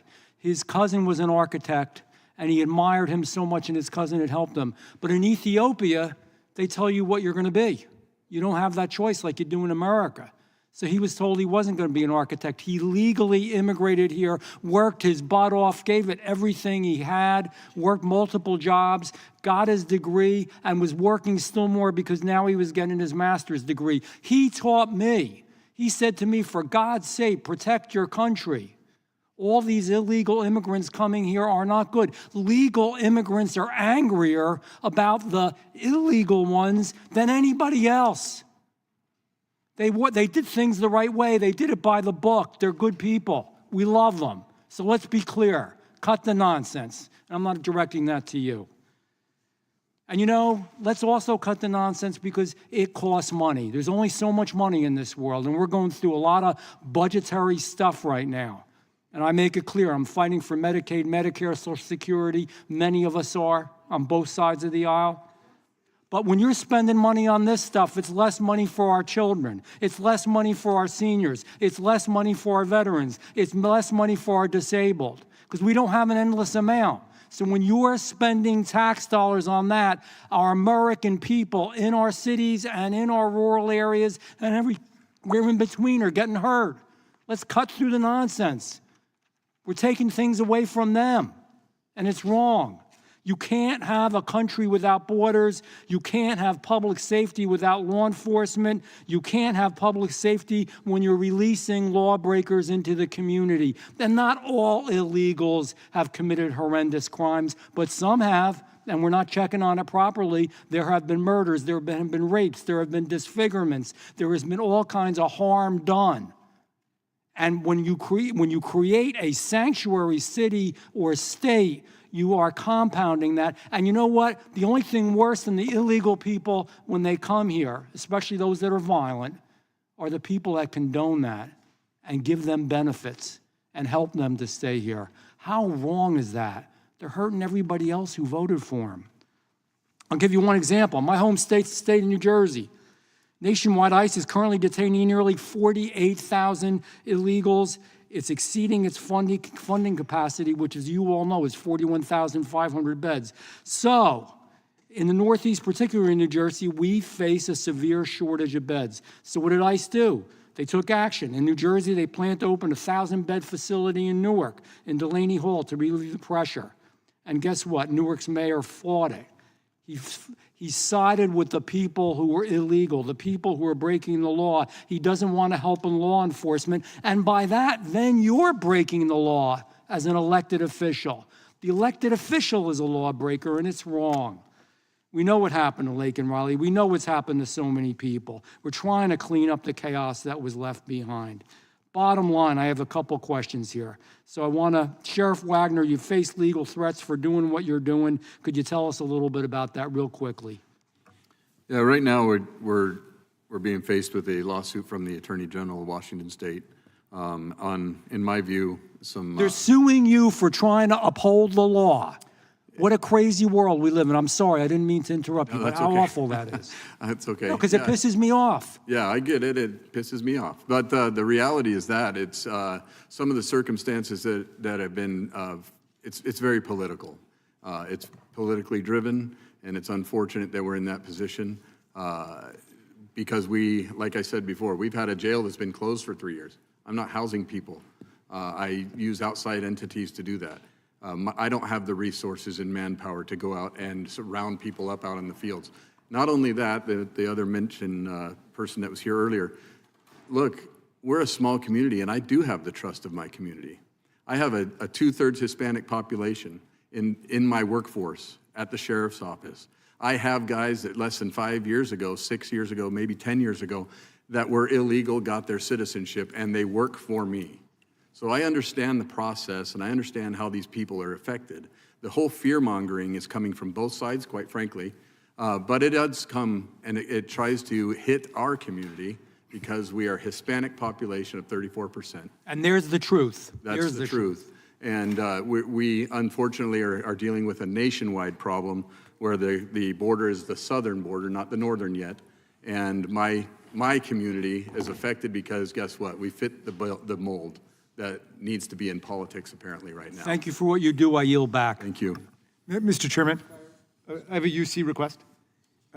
This one is from Newsweek. Donald Trump pardon recipients are being charged with new crimes since their pardons.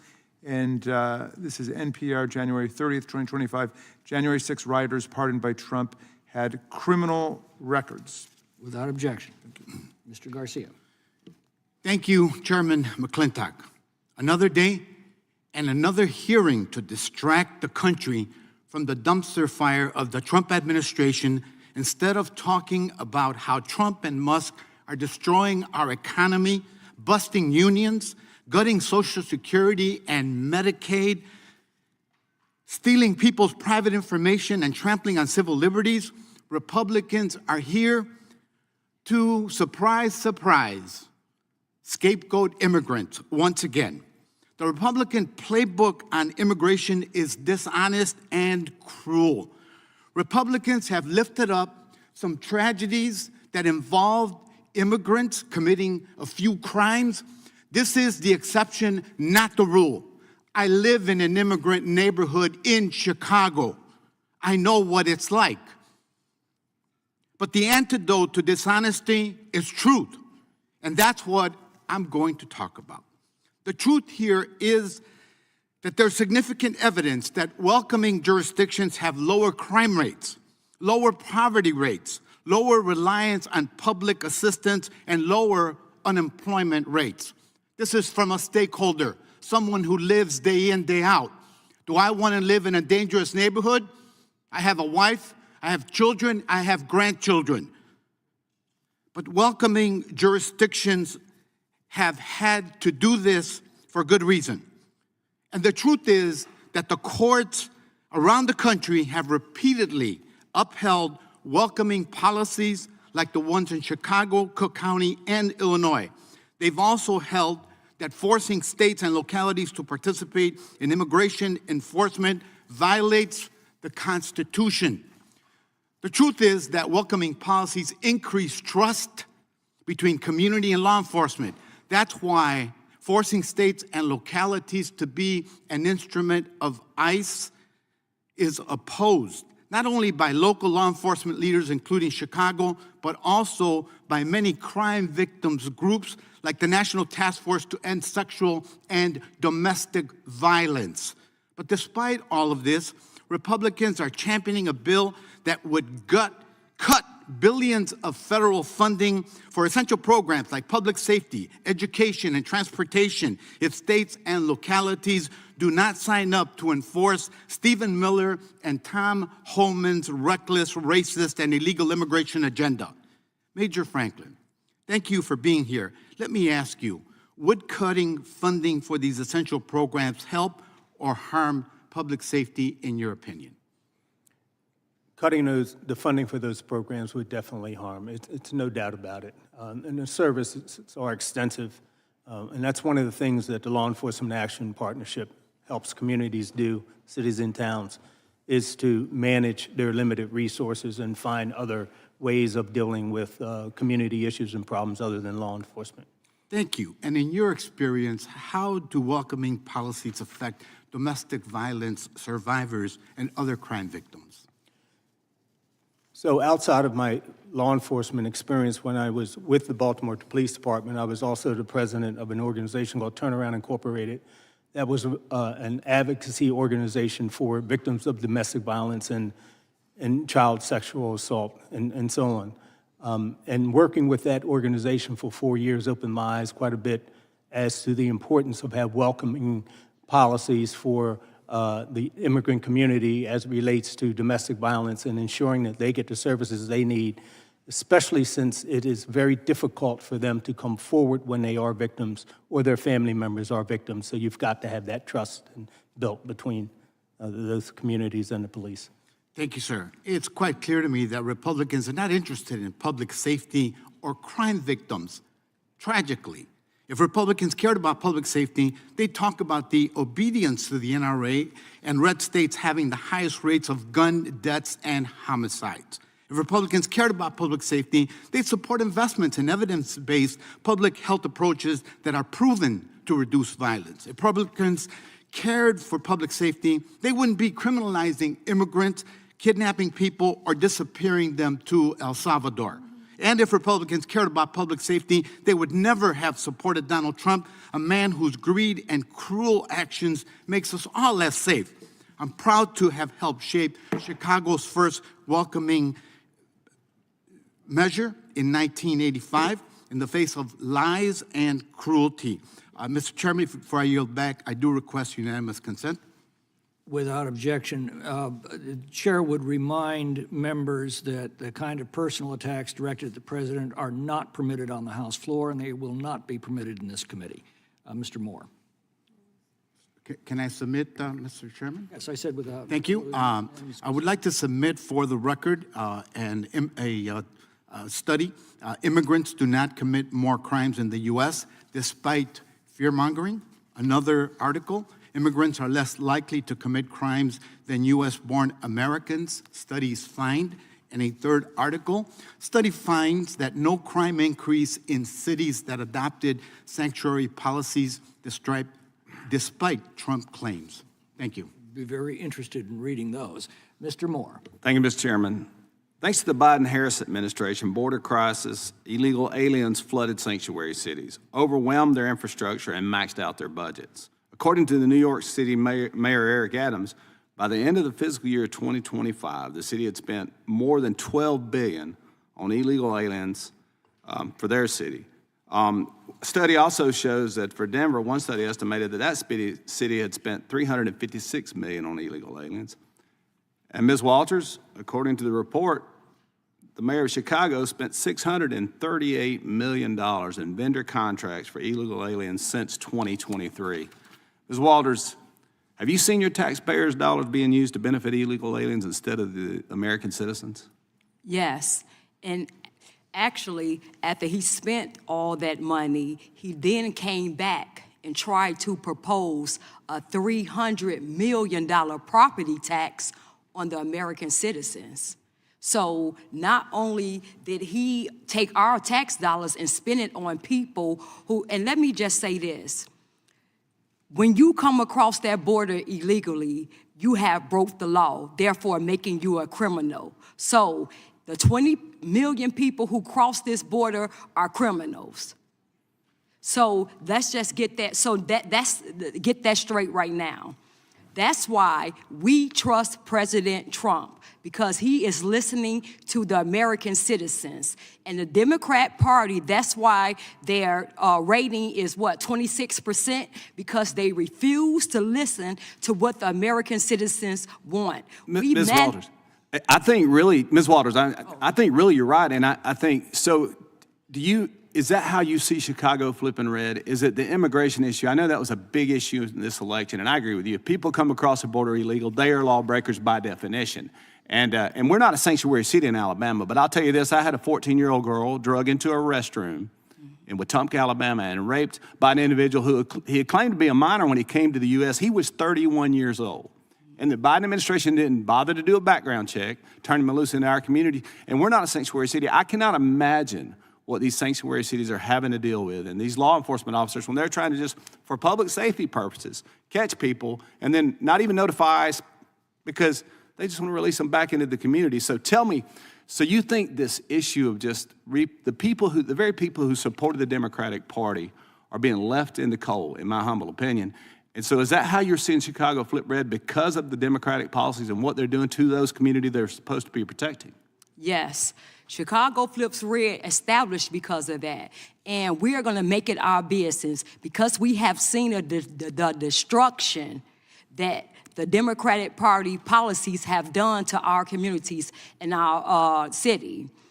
It's funny that Mr. Garcia is from Chicago and he cannot tell you what's happening in our community, because if he came into our community, he would see all the gang graffiti, the Trendy Agua signs, the MS-13. He would see that across the street in the park and where they're putting the shelters at, that all the needles that's in the park, all night. All we hear is music all night, and the drinking and the defecating on the streets, all the the illegal restaurants that are allowed to operate on the residential, on our corners. So Ms. Walters, in some ways, you feel almost like a prisoner in your own community because of the policies of the administration prior to Trump. Yes, and then they can't lock him up. My husband just retired. He's a police officer. They cannot lock them up, and they wasn't reporting the numbers. So if an illegal alien committed a crime, they wasn't reporting it, and then you didn't know. So that's why they say, oh, there's less crime by a lot of the illegals, because they're not bothering reporting the crimes that the illegals are actually committing in those communities. Yes. I got you. Hey, real quick question, and you can finish up on this. Democrats really, they attack Republicans often. They call us racist because of our opposition to sanctuary jurisdictions. What is your response to that when they say, we're here trying to make communities safe and they're calling us racist? What is your response to that sort of rhetoric? Well, I say, call me a racist. And I don't want anybody who crossed over here illegally, unvetted, I don't want them in my community. So you call me racist because let me say, the Democratic Party is so far from reality. They go in their gated communities. I don't see any of those people that's advocating to keep these people here. I don't see them in their house and their communities. They don't have them around their children or their husbands, but yet and still they're advocating for us to allow this in our communities around our kids and our families. Thank you, Ms. Walters. I got to yield back. Thank you, Mr. Chairman. Time's expired. Ms. Crockett. Thank you so much. I just want to clarify that usually when we talk about racism in the Republican Party, it has to do with things like deleting the history of Jackie Robinson, deleting the history of Harriet Tubman, or deciding that the Tuskegee Airmen should be deleted, or maybe just defunding the African American Museum. The list kind of goes on and on and on, but I am not here to talk about why they are racist. I am here to talk about some other things as it relates to immigration. So let's get to that. You know, it's interesting because we got all these theories. I don't know why we put up with getting data and facts if we just gonna sit here and talk about how we feel. So, you know, maybe we can inject some facts into these feelings. I'm not really sure. But as somebody who has actually practiced criminal defense, I don't know if there's anybody else in here who has, I can tell you that I have handled thousands of cases, not hundreds of cases, thousands on the state level in Texas, Arkansas, and the federal level. And I can tell you that, you know what? If I had to look at the vast majority of the cases that I was representing criminal defendants on, the vast majority of them just didn't happen to be immigrants. These are just the facts of my experience, and maybe the immigrants went to somebody else. I don't know, but I can tell you in my actual experience, in real life, in reality, and not in this fallacy world that y'all are making up where you hate on everybody. So my Republican colleagues are here using today to continue pushing this false narrative of sanctuary cities harboring criminals, yet right here in D.C. we have a 34-count felon being harbored in the White House. The hypocrisy coming from your side of the aisle over concerns regarding lawlessness is outrageous. Right now, House Republicans are conducting town halls with constituents lying about our legal system. that, quote, there is no due process if you come here illegally because you violated the law, that immigrants, quote, are not entitled to due process. Nowhere in the Constitution does it say that. We all want to live in a country where we respect the law. So I'm a bit surprised that Republicans aren't up in arms with Trump detaining and deporting U.S. citizens and people who are lawfully present here in the United States. What Trump and ICE are doing is a disgrace, and it's all being done without respect for our laws. For example, Mr. Neri Alvarado, a Dallas-based baker, was arrested and deported to El Salvador prison for having an autism awareness tattoo in honor of his 15-year-old autistic brother. This was done despite never having been to El Salvador, despite having no gang affiliation, and despite having no organized crime connection. He was deported because ICE agents have been detaining, quote, all Venezuelans with tattoos. And to be clear, this type of racial profiling isn't just a one-off. In fact, the ACLU, using DHS's own data, mind you, found that at least 65% of the states and local agencies voluntarily working with ICE have records of racial profiling and civil rights violations. Mr. Franklin, first of all, and Sheriff, let me thank you for your service too, because I appreciate law enforcement. I just want to put that out there. But Mr. Franklin, Major Franklin, you're a decorated law enforcement officer. Yes or no, in your experience, does racially profiling people make communities safer? No. And yes or no, does ICE forcing state or local law enforcement to detain people make communities safer? No. You know, it's interesting because we've already, and we're gonna, do Groundhog's Day a couple of times, seemingly here. Actually, let me give you the facts real quick before I go to that. In fact, a report for the American Immigration Council found that cities that didn't enforce ICE detainers have 35.5% lower crime rates, 2.3% lower poverty rates, and rely less on public assistance, including 4.9% less for children under 18. And I do want to be clear right now, ICE is trying to work with the IRS because we actually take in billions of dollars because of immigrants in this country, and now they're gonna try to get them out. And I'm gonna tell you that the biggest issue that we have, I really don't think this should be a partisan issue, so I'm going to agree with my Republican colleagues. I think that we all should want to be safe in our communities. The problem that we have is that we have an incompetent administration, that everything that they touch turns to shit. Because what they do is they take a wide sweeping brush and they have decided that the enemy is now going to be immigrants instead of taking a scalpel. That's all we're asking, is to be exact in what you're doing instead of taking a sledgehammer to everything. Thank you, and I will yield. Mr. Hunt. Thank you, Mr. Chairman. The Democrats keep using the phrase constitutional crisis, but the real constitutional crisis is sanctuary city mayors, DAs, and judges who are defying federal law and preventing the president from doing the job that he was elected to do by the American people.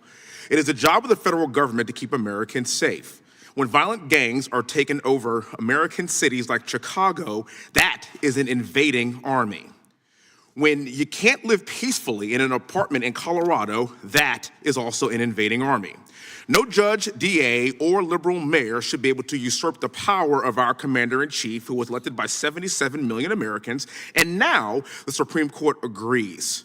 Since the Democrats do not like the result of the election, you would think that they will be focusing on the midterms coming up, but instead they are engaging in a judicial coup d'etat. The reason they are not focused on the midterms is because they are not confident that they could take back control of the House of Representatives in 2 years, because they have no leader and they have no valid message. The Democrat Party has a 21% approval rating with voters in this country. And why? Because their only message is Trump is bad.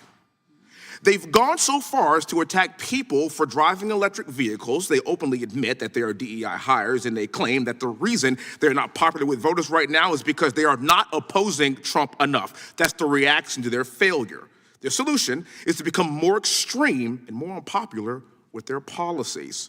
This question must be asked: does the Democrat Party hate President Trump more than they love our country and more than they love the safety of my fellow Americans? This might explain why they are willing to overtly defend members of Trinidad Aragua MS-13 rather than stand up and clap for a child with a terminal brain cancer illness, or for a young man admitted to West Point, my alma mater, or for a family of the gentleman who was murdered in Butler, Pennsylvania. Trump derangement syndrome is real.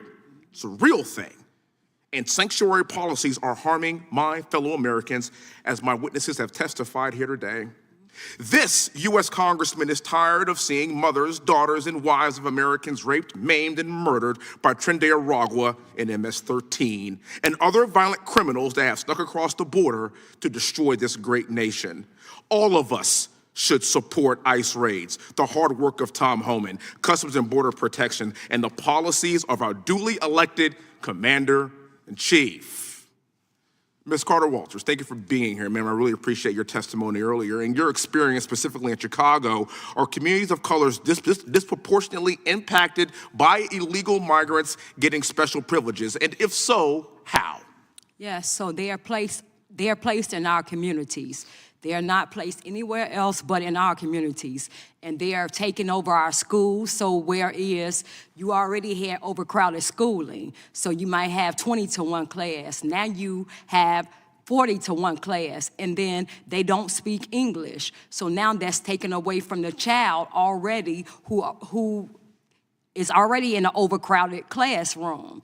And then you have where now we can't even, they took over our parks. So where you'll have a grandmoms and things, kids, to keep the kids off the street, they house illegals into the field houses. So they took over our field houses. And then now apartments, whereas because our mayor is paying so much money for illegals to house them, now we have tenants that can't even, the landlords that won't even rent to American citizens because they're renting to illegals because they get paid more for illegals. Now, let me ask you the next question, ma'am. You've been black for a pretty long time, right? Yes. So me too. I mean, I've been black for my entire life, so just want to acknowledge that. So by basically what you're saying, do you view yourself as a different American, or do you just care about the safety of our community? Are you a racist for feeling this way? No. Thank you very much. And Sheriff Wagner, thank you so much for your service. I really appreciate all you've done for this great country. You've been a hostage negotiator, detective, a patrol sergeant, and sheriff. Your accolades are unbelievable. My question for you is this: what are the Democrats in your state doing to prevent you from doing your job? And do you expect more of this, or are you not allowed to enforce the law? It's come down to I'm not allowed to or else. And that's really what we're faced with. We have an attorney general that is going by his marching orders, whatever you want to call it, and coming after our little agency to serve as a message to the rest of the state of Washington. And if you look behind me, that's why these sheriffs are here today. They all feel the heat. They feel the situation is bearing down on us. We're only 39 sheriffs in our state, and our state needs sheriffs, believe it or not. But they keep trying the attack constantly. Thank you. And as somebody that has worn the uniform, I understand the importance of leadership, and it starts at the top. Thank you so much for what you've done for our great nation. Has expired. I have a unanimous consent request. I yield back the remainder of my time. Thank you, Mr. Chairman. There was no time remaining. I have a unanimous consent request. Go ahead. To enter into the record an article about it's entitled, U.S. Citizen Sues Department of Homeland Security Following 3.5 Years in Immigration Detention. Without objection. I have another article entitled, Marine Veteran Was Among U.S. Citizens Detained by ICE, ACLU says. Without objection. Thank you, Mr. Chairman. I yield back. Mr. Chairman, I've got one more UC request. This will be interesting to members. Just breaking news, Trump appointed federal judge, blocks all deportations from Southern District of Texas under Trump's Alien Enemies Act proclamation. You know, it was moved from D.C. to Texas. Without objection. And Mr. Chair, I have a UC request as well. This is actually laying out, this is setting the record straight on local involvement in federal civil immigration enforcement, the facts and the law. It lays out multiple settlements because of violations of people's constitutional rights. Without objection. Thank you. Mr. Cohen. Thank you, Mr. Chair. We're fiddling while Rome burns. Our country is in danger of losing the democracy that we valued for so many years. And we look forward to the 250th anniversary of our Constitution and our nation, when the Constitution that James Madison drafted is being torn apart by this administration. Powers that are given to the legislature, powers of the purse in Article 1 to Congress, are being surrendered to the executive. The ability to just eliminate offices that have been funded by Congress have been given to the executive.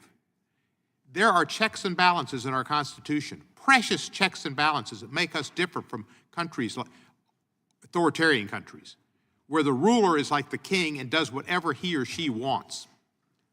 And we're destroying those checks and balances. Congress is supposed to check the executive, and we're not doing it. They're taking our powers. They're destroying offices that were created by Congress, like the Department of Energy and the Department of Education. And the Peace Institute, which was set up as an independent group, not part of Congress, not part of the executive, and they've gone in, Doge, with police officers from D.C. and taken it over, and they're trying to eliminate it. And there are all other kind of offices like that they're trying to eliminate. Our country is in danger right now. And immigration is important, but if we don't have a country, immigration isn't an issue. And I'm just astonished at how many people, particularly on the other side of the aisle, are surrendering their power to Trump and letting him do whatever in the hell he wants. We had a continuing resolution. There were community projects authorized by each congressperson. I think almost all had community projects in there, and we wiped them out. But Article 1 says we're in charge of the purse, and we come up and make recommendations, and rather than include them in a congressionally ordered continuing resolution, we eliminate them. That makes no sense. We have given up our Article 1 powers, and Trump is just doing whatever he wants, and we don't even question him or challenge him. I wrote a letter to Kristi Noem on February the 14th, and I have not gotten a response to it. I serve with her. I should have gotten a response. I wrote her that I inquire about the Department of Homeland Security's immigration enforcement policies, priorities, and communications. And I let her know in the letter that I agree with her that we should get the worst of the worst. She called it the worst of the worst. But there have been conflicting reports on who ICE is picking up and detaining. And I appreciate her letting me know who they picked up, how many of those were child sexual abusers, homicides, or rapists, where those individuals were apprehended and where they were previously in custody of another law enforcement agency, and how many went to Guantanamo Bay and whatever. I appreciate her clarifying the number of immigrants, if she would, who are the worst of the worst, and those who have been convicted for murder, rape, and child sexual offenses. This was on February 14. I have not heard from her. It's now 2 months. But she's had plenty of time to put on her cowboy breeches and her cowboy hat and ride on a horse, fortunately not shooting any dogs on the way. She's had time to pose in front of people in prison in El Salvador, dressed as she does with her Rolex watch and looking whatever and talking, using them as a prop.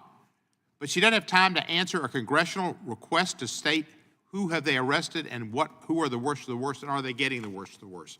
I have to presume her failure to answer is the fact that they're not getting the worst of the worst. And on CNN the other day, they showed a graph, and I don't know their stats, but at least they're given stats, that show that most of the people that were sent to El Salvador were not convicted of any crimes in this country, any felonies. They were not the worst of the worst. They might have had a bunch of ugly tattoos on. I don't know who they were, but they had a right to due process. And when we come into office, we take an oath to support the Constitution and to support the Constitution and our country against all enemies, domestic and foreign. That's not an oath we take just when it's easy. Saying that these people who are all tattooed and maybe they're members of this gang, I don't know. Nobody hardly knows. But that may not be easy in this climate.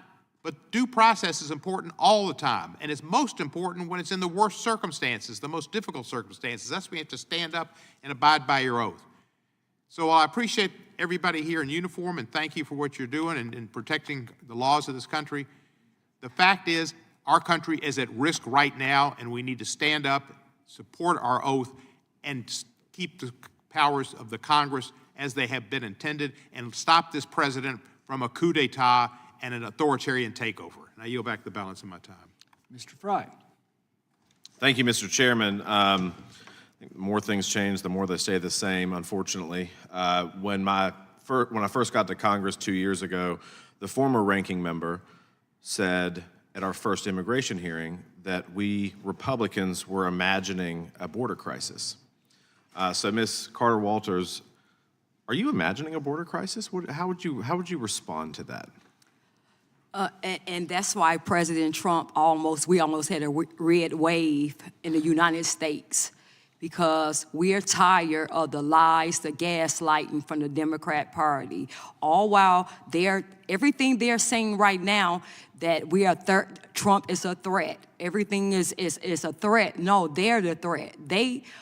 The Biden-Harris administration allowed 20 million people to cross that border unvetted and illegally. So no, we are not imagining anything. When I go outside my house and I look from side to side and across the street and I see what I see, and see the gangs and see everybody that's not, well, let me say this, people who I know that's not from my community and people who I know that's not from here. When I see that invasion in my community, then I'm not imagining anything. No, I'm looking at that with my own eyes. Thank you for sharing that. Sheriff, real quick to you, in your law enforcement experience, it's pretty customary to work with your state and federal law enforcement officials on any number of issues. Is that a fair characterization? Yeah, actually, we've done that for years, yes. Right, so in any given scenario, you back them up, they might provide you with resources. There is an esprit de corps, if you will, between the law enforcement community to work together on crimes that are happening in your community, in your state. It should be, and it should not be political in any way. So the interesting thing in your state is that you now have a state attorney general who is presumably the chief law enforcement officer of the state, that is impeding your ability to do your job. Have you ever seen something like that before? Not necessarily on immigration or sanctuary policies, but have you ever seen a state official like that impede local law enforcement to the degree you have right now with these sanctuary policies? Not in the years that I've been in law enforcement until probably the last 10 years. Things in Washington State have changed. Mr. Hauman, are you familiar with 8 U.S.C. 1373? Yep. What is it, just to paraphrase, what does it say? Well, I mean, it's a critical statute when it comes to immigration enforcement, and something that Democrats obviously ignore and disregard like they do every other part of immigration law. So the statute basically says that you cannot restrict communication between state and local entities and federal immigration authorities. Is that correct? That is correct. But that's what's happening here. Though they're not only restricting communications, I mean, let's give another example. Sanctuary jurisdictions are beyond simply complying with detainer requests. You have an example like Newark, New Jersey. You have a mayor, Ras Baraka, who is refusing to even allow a detention facility of 1,000 beds to open. He's doing a permitting nonsense. They don't only not want to comply with detainers, they don't want to detain, even in critical urban areas that are key hubs for removal. So what's remarkable about this is why would they do that? What would be the policy reason, the logical reason that they would do that? It's all by design. Again, it's all these urban areas. You're going to start seeing it too. Again, it's not just, hey, we want to keep you in the shadows. We want you to do as you please, live as you please. They want to make each jurisdiction in a flagrant abuse with a middle finger to the White House when it comes to enforcing our law. That's what they're doing. They're dismantling detention, immigration enforcement, and when it comes down to it, there's preventable crimes. We're going to keep seeing them, and until adequate funding is provided to President Trump and ICE to do mass deportation and everything, it's going to be in our hands too. Yeah, well, maybe we can start with some funding by restricting the ability of these cities. I mean, if we're giving them grants, what are they going to? Or if we're giving them money, but they're not actually cooperating or helping. I think to the sheriff's point earlier, it's really alarming to me that that sanctuary cities even think that it's acceptable to exist, right? That this is a policy that is not based in reality, that it's an emotional response to the big orange man as a bad guy in the White House. That's kind of where they seem to be going, and that we would not allow the sheriff to do his job to work with our federal partners. And so I think the Congress absolutely has a role here. We absolutely should work to shut this practice down because, as Ms. Carter-Walters talked about earlier, she sees it in her community. It is no longer safe. And with that, Mr. Chairman, I yield back. Mr. Knott. Thank you, Mr. Chairman. Major Franklin, just so I'm clear, I haven't been in for the entirety of the question and answers, but I want to ask you, do you believe that illegal immigration is a problem for the country? Oh, it definitely is a problem, yeah. Do you believe that the 10 to 15 million or even 20 million people of the last 4 years is a problem for the country? Yeah, I do. There's no doubt that we have a border problem, and we need policies, because you've heard Yes. what we're dealing with at the local level once they get to our cities and towns. That's real. Yes. And then we have to make decisions on how we best manage it for us in our communities, and what we see is public safety. So this really pains me to not be able to see both sides come together and work in the brackets of the Constitution to come up with sound border policies and processes so people can become legal. I mean, it is a huge issue, but what we're dealing with at the local level, and Sheriff Wagner and the other sheriffs here, it's a problem. And you said it, Sheriff, the politics. It's difficult. Well, let me just It's stop you painful. there. Our side of the aisle is not for legal immigration. Our side of the aisle is for welcoming millions of people here and then trying to offer them legal status without any process or recognition of the existing legal immigrants we have. And the problem that I have is with sanctuary cities like yours in Baltimore, where I personally had experience with detainers not being honored or respected. So in your experience, what is a federal detainer, and do you support exercising those? Detainers become a problem for us. What is, as you understand it, what is a federal detainer? I've issued A them detainer is pretty much a notice to local law enforcement that they want a particular person and, give us notice when they're going to be released.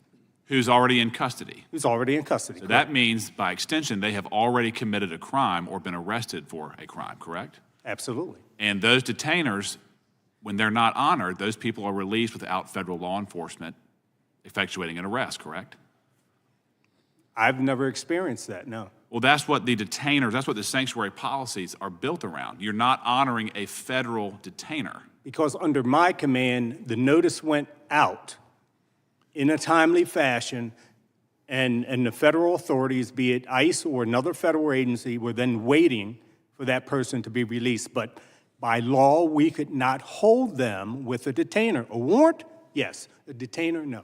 So just to cut to the chase, you don't honor the detainer. You have someone in your custody who's illegal. You're notified by federal law enforcement that they are here illegally. The detainer says, please hold. Sanctuary policy does not honor the detainer, correct? Correct. If it's a warrant, we hold. Exactly. So you have people who have been arrested at the local level. There's a federal instruction to hold them, an illegal immigrant criminal, and you prioritize releasing them rather than working with federal law enforcement. And it's your opinion that that serves your local community, correct?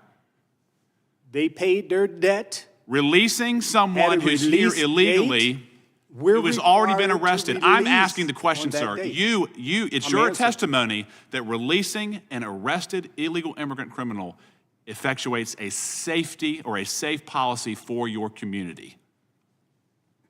When they're released by the order of the court on a specific date and time. This is what I call an evasive. This is what I call an evasive answer. That's what we're required Someone has been to do. arrested in your town who's here illegally, and you want them to be released rather than to work with federal law enforcement. We And it's work your with federal law testimony enforcement. that makes your According community to the law, we safer. We work according to the law. Do you think that being here illegally is consistent with the law? With the federal law or state law? Federal law. No. When they commit a crime, they get arrested by your law enforcement agency. It's a civil process you're talking about. It is not a civil process. They are not brought into your jail by a civil action. Will the gentleman yield? Local I will police not. do not have the authority to enforce that federal law. They have the authority to hold someone when a federal detainer is issued. And that you're skirting the issue. They were in your custody for some other action, correct? Which they've served their time for, yes. For some other action. And when you issue a hold, it is a sanctuary policy to let them go, correct? Sanctuary policy. I'm talking about what I know to be a legal policy. My time's expired. I think that the point was... Mr. Chairman, I have a unanimous consent request. I'm sure you do. Shall I go ahead? Yes. Okay, great. I'd like to enter into the record an article, Police Say ICE Tactics Are Eroding Public Trust in Local Law Enforcement. From NPR. From NPR. I have another unanimous consent request to enter into the record an article entitled Immigrant Sanctuary Policies and Crime Reporting Behavior, a multi-level analysis of reports of crime victimization to law enforcement 1980 to 2004. I have another unanimous consent request to enter into the record an article titled The Effects of Sanctuary Policies on Crime and the Economy. And a final one, not a final one, some more, to enter into the record, Can Sanctuary Policies Reduce Domestic Violence? And another one, The Local Effects of Federal Law Enforcement Policies, Evidence from Sanctuary Jurisdictions and Crime. These are all supporting the very real data that shows that cities and towns and states across the country with these policies are safer. Request, without objection. Thank you, Mr. Chairman. Mr. Schmidt. Thank you, Mr. Chairman, and appreciate the witnesses' time and being here today. It's an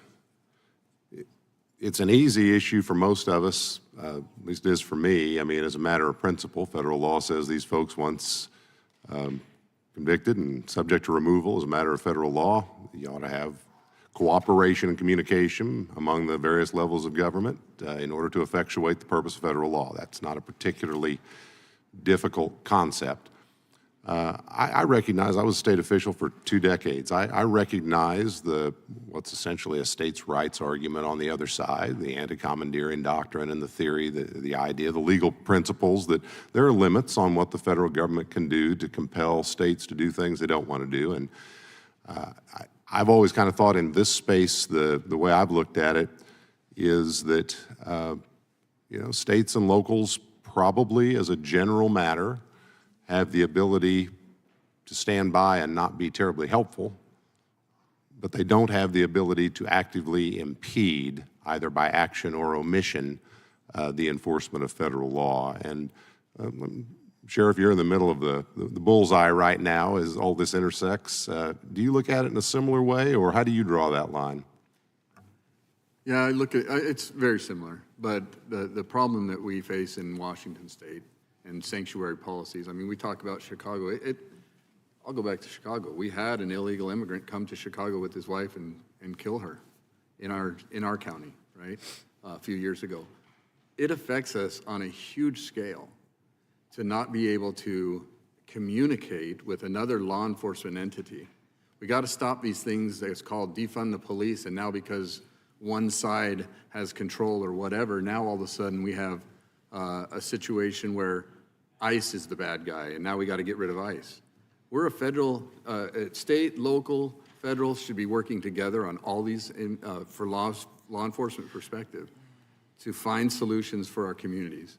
Amen, Sheriff. And I feel for you. I've been there. I've shared with this committee, the full committee, I think it was just a few weeks ago, a case we had a number of years ago where an illegal alien was convicted of DUI in California a number of years earlier and then came to our jurisdiction and some years later drove drunk again and killed a sheriff's deputy in the course of doing that. And I went back and double-checked prior to this hearing, and sure enough, there's at least no record that the California authorities, when they released that fellow from their state jurisdiction or local, I don't know what it was, had ever communicated with ICE. There was no detainer request, no record. And So, you know, what happened in California didn't stay in California. It came to my state and killed a young law enforcement officer. So we have an interest in each other's handling of this, and it's perhaps a profound interest. I want to ask you a question. You know, I'm lucky I live in a state that's, my situation was just opposite of yours. While I served as our Attorney General, I had some local jurisdictions that wanted to become safe and welcoming, as they euphemistically put it. And I wound up working with our legislature. We got a statute enacted that preempted all of that local authority and, in fact, affirmatively obligates them to comply with federal law, to communicate with federal agents. And we fixed our problem, but I empathize you're not in a posture you can get that done. I want to ask you the other side of the coin. This is a little out of scope, so I'll start with Mr. Hauman, and then if we have time, Mr. Wagner and however. So it just strikes me there's a strange juxtaposition here. On the one hand, the feds are limited in how we can put guardrails around state decisions in terms of becoming sanctuaries, non-cooperation.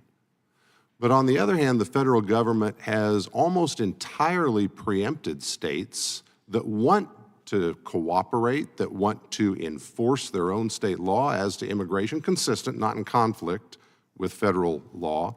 We said you can't do that, and there's Supreme Court cases on point largely. That's not a constitutional function. It's a function of decisions made by this body. It's statutory preemption. And I'm just wondering if, you know, sauce for the goose is sauce for the gander, and as we're trying to figure out how we fix the sanctuary problem, should we also be talking about easing up on preemption so that states or locals that want to be helpful in immigration enforcement of federal law, parallel enforcement, enforcement of state laws, should be able to do that? And Mr. Hauman, what do you think about that? Well, again, under President Trump, one of the key things he's done, I mean, it's not a new or unique authority that would be expanded, but again, 287 agreements. I know, but it's not the same. Yeah. 287G requires a partnership and agreement between the federal government and the states, so when you have a hostile federal administration, they just stop agreeing. I'm talking about actually easing some of the preemption provisions that are in the INA so that states that want to enact and enforce laws that are consistent Mr. Chairman, with federal policies this may is do so. time. We just need to be consistent. Just need to be consistent, Mr. Chairman. If you're going to cut off my witness, then I expect that you would. Thank you.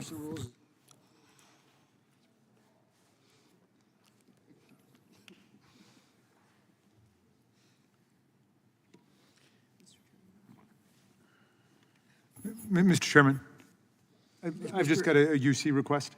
All right, go ahead. These are 5 district court opinions which say that it is unconstitutional under the Fourth Amendment to hold someone beyond the term of their sentence on a mere detainer as opposed to a warrant. Without objection. Thank you. Mr. Grossman.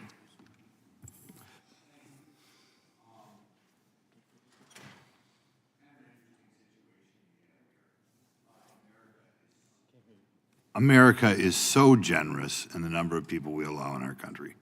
I don't think it's pointed out enough. We have, I think over the last 3 years, an average of about 860,000 people every year who are naturalized citizens, who are sworn in as new citizens and did things the right way. And that's in addition to, we let in about 470,000 people on student visas, about 900,000 people who are on citizens on work visas. So we're very generous. Nevertheless, we just got through a 4-year period in which we had a president, and I have sympathy for people as they're kicked out of the country because they might have been listening to our president at that time.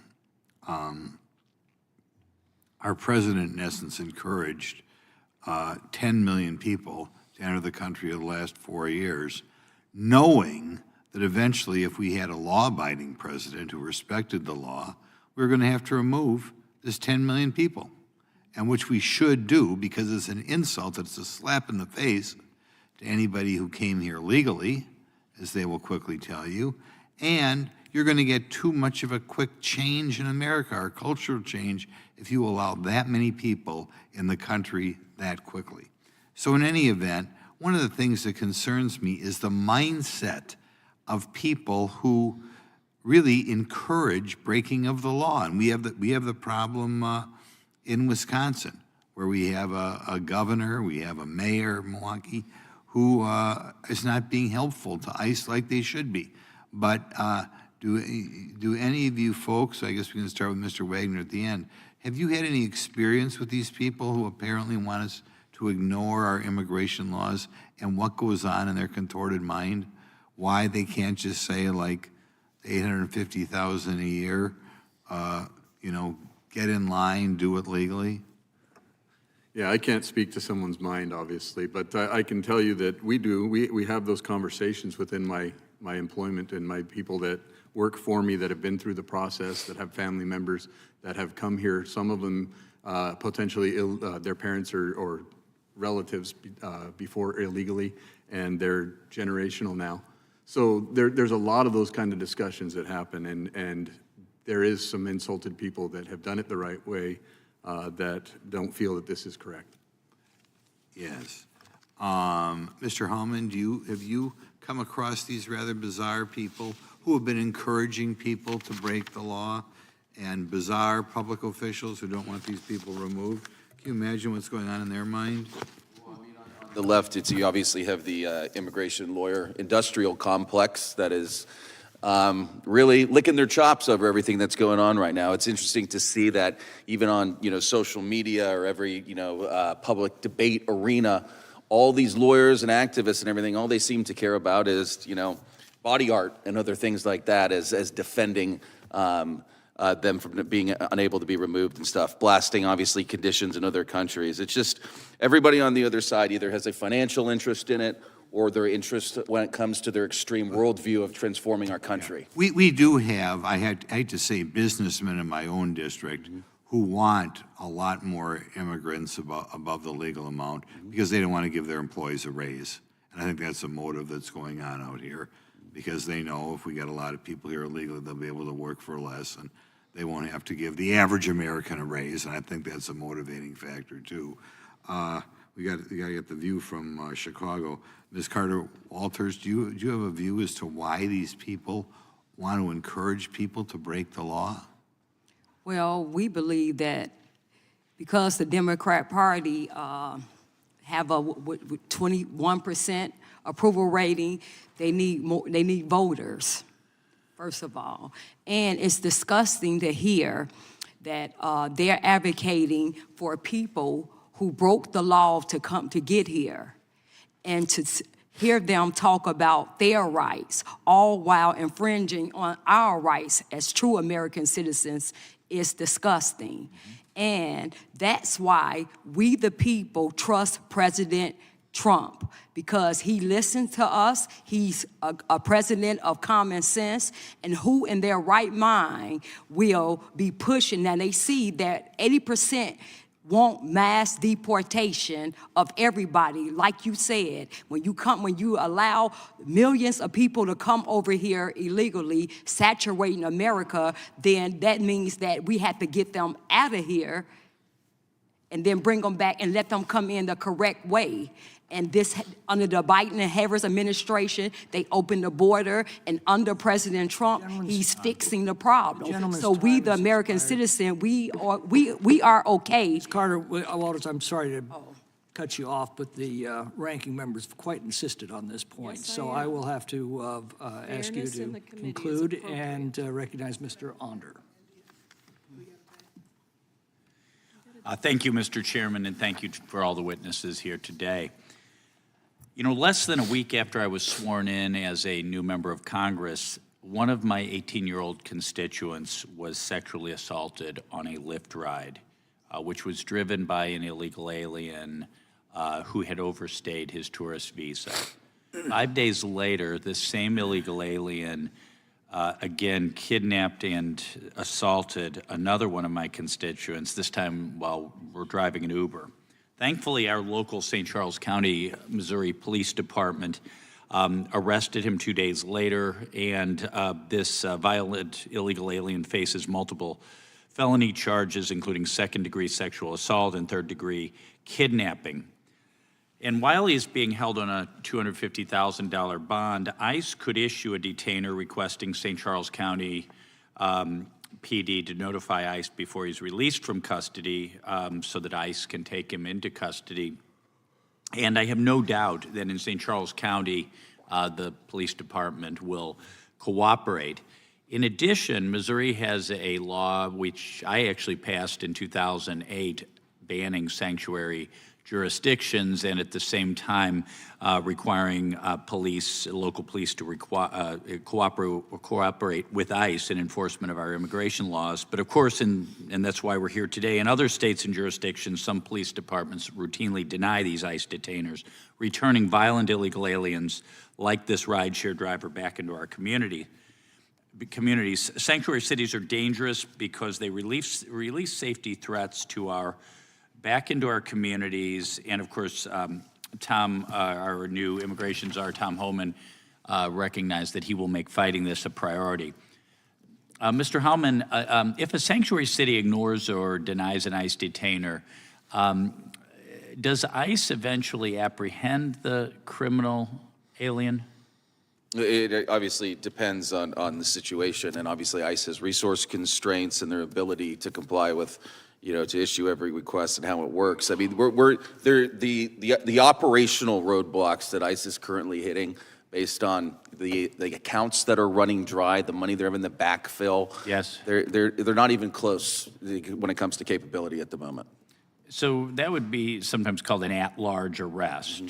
And why is that more dangerous to ICE officers and to the aliens and to the community than if the jurisdiction simply honored an ICE detainer? I mean, because they have to go out in the field and conduct a removal effort that is complex. And you're already seeing it, too, the other side of groups on the left. We're out there leaking pending operations of them going to raid a house because they don't want it to happen when they're putting them at risk. Every enforcement operation that happens out there is at risk for them. 98% of illegal aliens are currently roaming free. We can't even track them with a monitoring device, or they're not even in our custody. We're just, like going out into the abyss and trying to find these people and putting their lives at risk. It's dangerous. And do these illegal aliens who are released, do they sometimes reoffend? Oh, of course, absolutely. I mean, and then the thing is, too, it's when it comes to any crime that's committed by an illegal alien is 100% preventable. We could have prevented every single one. You cannot compare them to U.S. citizen crime rates. It's impossible.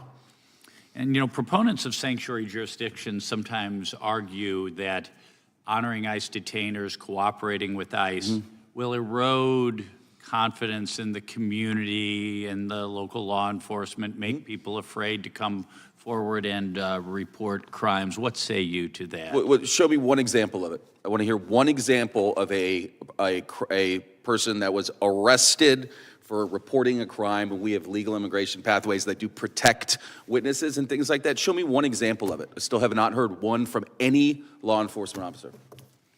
Thank you. And Mr. Chairman, I would, without objection, I'd like to offer, for the record, three studies. One, quote, another fatally flawed study on illegal alien crime from the Cato Institute. Another SCAAP data suggests illegal aliens commit crime at a much higher rate than citizens and lawful immigrants. And a third, Cato Institute's analysis on illegal alien crime, latest in a long history of poor scholarship. I think there's sometimes this narrative that illegal aliens are more law-abiding than American citizens, and I think that is truly false. Indeed false. objection. Thank you. I yield back. Mr. Gill. Thank you, Mr. Chairman. Thank you for holding this hearing. I think Ms. Walters, said it best that we had a secure border under President Trump in his first term, that Joe Biden opened the floodgates, and now President Trump is cleaning up Joe Biden's mess. So that was very well said. I'd like to begin with Major Franklin. Thank you for being here. Do you know what percentage of illegal aliens reside in sanctuary cities, roughly? No, I don't. It's about 56%, rough numbers. And is it your testimony, and I've got your written testimony here, that local law enforcement should not dedicate time and resources towards information sharing and detainer requirements? It's about, generally speaking, yes, it's about the context. It's about the context. So I'll take that. Specific circumstances, yeah. So there's some criminal illegal aliens they should I think release. it's more about having good policies on how and when the communication will occur. Okay, we'll come back to that. Let me ask you, do sanctuary city policies and mass illegal immigration help American citizens enter the labor force? Yes or no? I don't know. That's not my area of expertise. Okay, you don't know. Do sanctuary cities and mass illegal immigration help lower housing costs? Yes or no? You don't know? Yep. Do they help reduce the strain on public services or public benefits? You don't know? Okay. Do you think that illegal aliens, you're saying that they should have safe harbor essentially in our cities? Should they have free access to medical care? They should have access to medical care. Should they have That's my personal- taxpayer subsidized access to medical care? Depends upon the circumstances, I guess. I don't know. What about taxpayer subsidized education? It's not my area of expertise. Okay, public housing? Not my You area. don't know? You're inviting them to come into our cities, but you don't have a position on what should happen to them then, other than that illegal aliens should I'm not be inviting detained. anyone. Well, you essentially are, actually. Would you describe Baltimore as a safe city? What's your definition of safe? Well, I'm asking you, is Baltimore a safe city? Is it the kind of city that you would want to raise a family and maybe go jogging in without having to be worried about being murdered or raped? I grew up in Baltimore. My family is in Baltimore. My mother still lives in the same house in West Baltimore. Is for it a safe city? 60 plus years, so the answer is definitely yes. You think Baltimore is a safe city? Of course it is. Okay, do you know what the homicide rate is in Baltimore? Exactly no. It's about 35 per 100,000. Do you know what the homicide rate is in the rest of the United States? No, I don't. I can tell you that the homicide rate in Baltimore is about 5 times the national average. Do you know how Baltimore's robbery rate compares to the rest of the United States? At the moment, no, I don't. You don't? It's about 8.4 times the national average. Do you know how Baltimore's assault rate compares to the national average? No, I don't. It's about 3.4 times higher. Does that sound like a safe city to you? Safe to me and my family members. So that's safe to you? 5 times higher than the national average for homicides? That's a safe city? Perception. It's what, excuse me? I said it's what for instance, it's perception. It's what you feel as a resident in Baltimore City. If you're murdered, I don't think it matters what you feel, do you? Is it your testimony that the safety Baltimore City depends is a on safe how city. people feel? To me, Baltimore City is a safe city. To you, it's a safe city. I don't think it's safe to the people who are being murdered every single weekend there. Let me ask you, picking up on Mr. Knott's questioning, do you think that it's appropriate for local law enforcement to not honor immigration detainers and to release criminal and illegal aliens into our cities? We go by what the courts dictate. Well, I'm asking you if you think that that's an appropriate response. You arrest an illegal alien for a crime. That person has an immigration detainer. You think that it's appropriate to release them, yes or no? When the courts say release them, yes. Do you think that keeps Baltimore safe? If it's done appropriately, yes. No, so you do? Yes. You think that that's a good way to keep? When it's done appropriately according to the law, we cannot sidestep the law because we carry badges. We have to go by the law. My time has expired. Thank you, Mr. Chairman. Mr. Chairman, I have a unanimous consent request. Is he Googling, I see? Yes, because there are a lot of things that are being said on the other side that aren't true. So I wanted to Okay, respond we to have a my unanimous consent colleague who request. asked for one What case is the where unanimous somebody consent request? was arrested for reporting a crime. So here is one from the Detroit Free Press.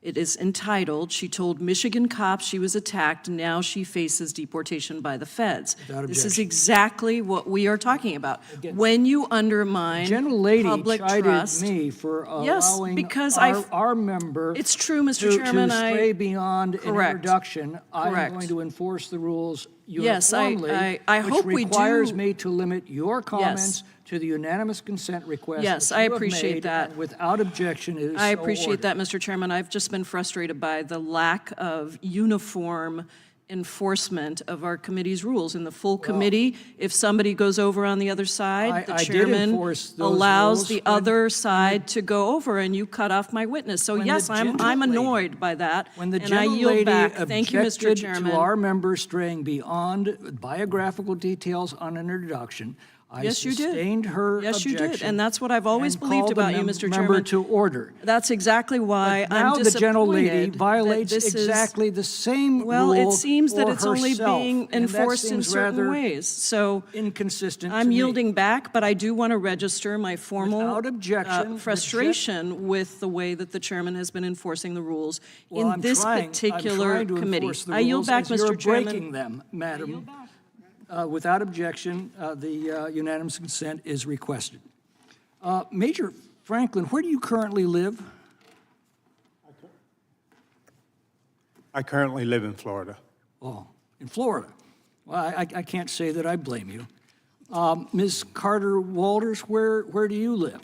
Chicago. So you're living with the problems created by the policies that have been advocated by officials like Major Franklin, who has since fled those conditions. Did I pretty much have that correct? Yes, it's funny because most of the people who leave Chicago, they usually leave to and go to a red state, but yet and still they advocate Well, for as Major Franklin has. You testified that Chicago has cut law enforcement in order to divert those funds to support the illegal population. Ms. Carter-Walters, why do people in Chicago put up with that? Well, I think that we know that we can see what's happening and we know something is wrong, but people are just so used to the corruption in Chicago, and we just usually say that's just how it goes in Chicago. But now we have Chicago Flips Red, who's standing up to the corruption and saying no more. The Democrats say that a city that refuses to enforce federal law should nevertheless continue to receive federal law enforcement funds, presumably so that they can divert them to support the illegal population. Does that make any sense to you? No. To me either. Sheriff Wagner, we've heard from the Democrats that, and their witness, that sanctuary laws make our communities safer by releasing criminals back into our communities rather than obeying the federal law that requires their deportation. What's your professional opinion? I think it's wrong. I think we need to assist each other. Do these sanctuary laws make our cities safer or less safe? Less safe. But the Democrats say that people in the immigrant community are more likely to report crimes in sanctuary jurisdictions. If I knew a criminal that I'm reporting is going to be released right back into my neighborhood after I've reported the crime, I think I'd be a lot less likely to report it, not more. What's your view? I agree. Ms. Carter-Walters, what's your opinion? Excuse me? Do sanctuary laws make our cities more safe or less safe? Less safe. Mr. Hauman, how about you? It's not even a question. Sanctuary policies put the American people in danger. They undermine the rule of law. They must be stopped. Full speed ahead. All right, so the Democrats and their witness tell us that we're safer if we release criminals back into our communities. The Republicans and their witnesses say the opposite. I think I'll just let that speak for itself. Sheriff Wagner, the Democratic witness testified that honoring an ICE detainer is unduly burdensome. Do you agree? I don't believe they are. Well, how does honoring an ICE detainer differ from having to track down and arrest a criminal alien once they've been released under these sanctuary policies? You pretty much just explained that. They get released, and it's just harder to get them, hard to go after them, and a lot more dangerous, obviously. So the ICE detainer simply basically requires a phone call to ICE saying, we've got this individual in our custody, they're about to be released, you've got 48 hours to come and get them. Correct. Okay, so that takes about, 15 seconds? I couldn't time it, but I... And then once that individual has been released because that phone call was not made because of these sanctuary laws, what's involved in apprehending that criminal at that point? Yeah, well, it depends on who the criminal is, obviously, what they're wanted for, those kind of things. But anytime you go outside and give a person an avenue of escape or or a determination not to be caught or taken into custody, you inherently take on a huger risk. I mean, and that's just the reality of what we deal with in law enforcement, not just ICE agents, everybody in law enforcement. So obviously, it risks the lives of our law enforcement officers. What does it do to innocent bystanders? It's increased for everybody. That's just the reality. But that 15-second phone call is just too burdensome to these woke public officials. I'll let you comment on that. The ranking member tells us that the association that represents big city police chiefs supports sanctuary policy. Sheriff Wagner, who appoints these big city police chiefs? As far as I'm aware, they're done by a mayor or a council. Basically woke Democratic officials. Correct. Well, I shouldn't say correct on the woke. I don't know. Well, great. But anyway, thank you very much for your testimony. That concludes my questions, and that concludes the committee's questions. So that, in turn, concludes the committee hearing. Without objection, all members will have 5 legislative days to submit additional written questions for the witnesses or additional materials for the record. And without objection, the hearing is adjourned. Thank you. You did awesome. See, you was scared.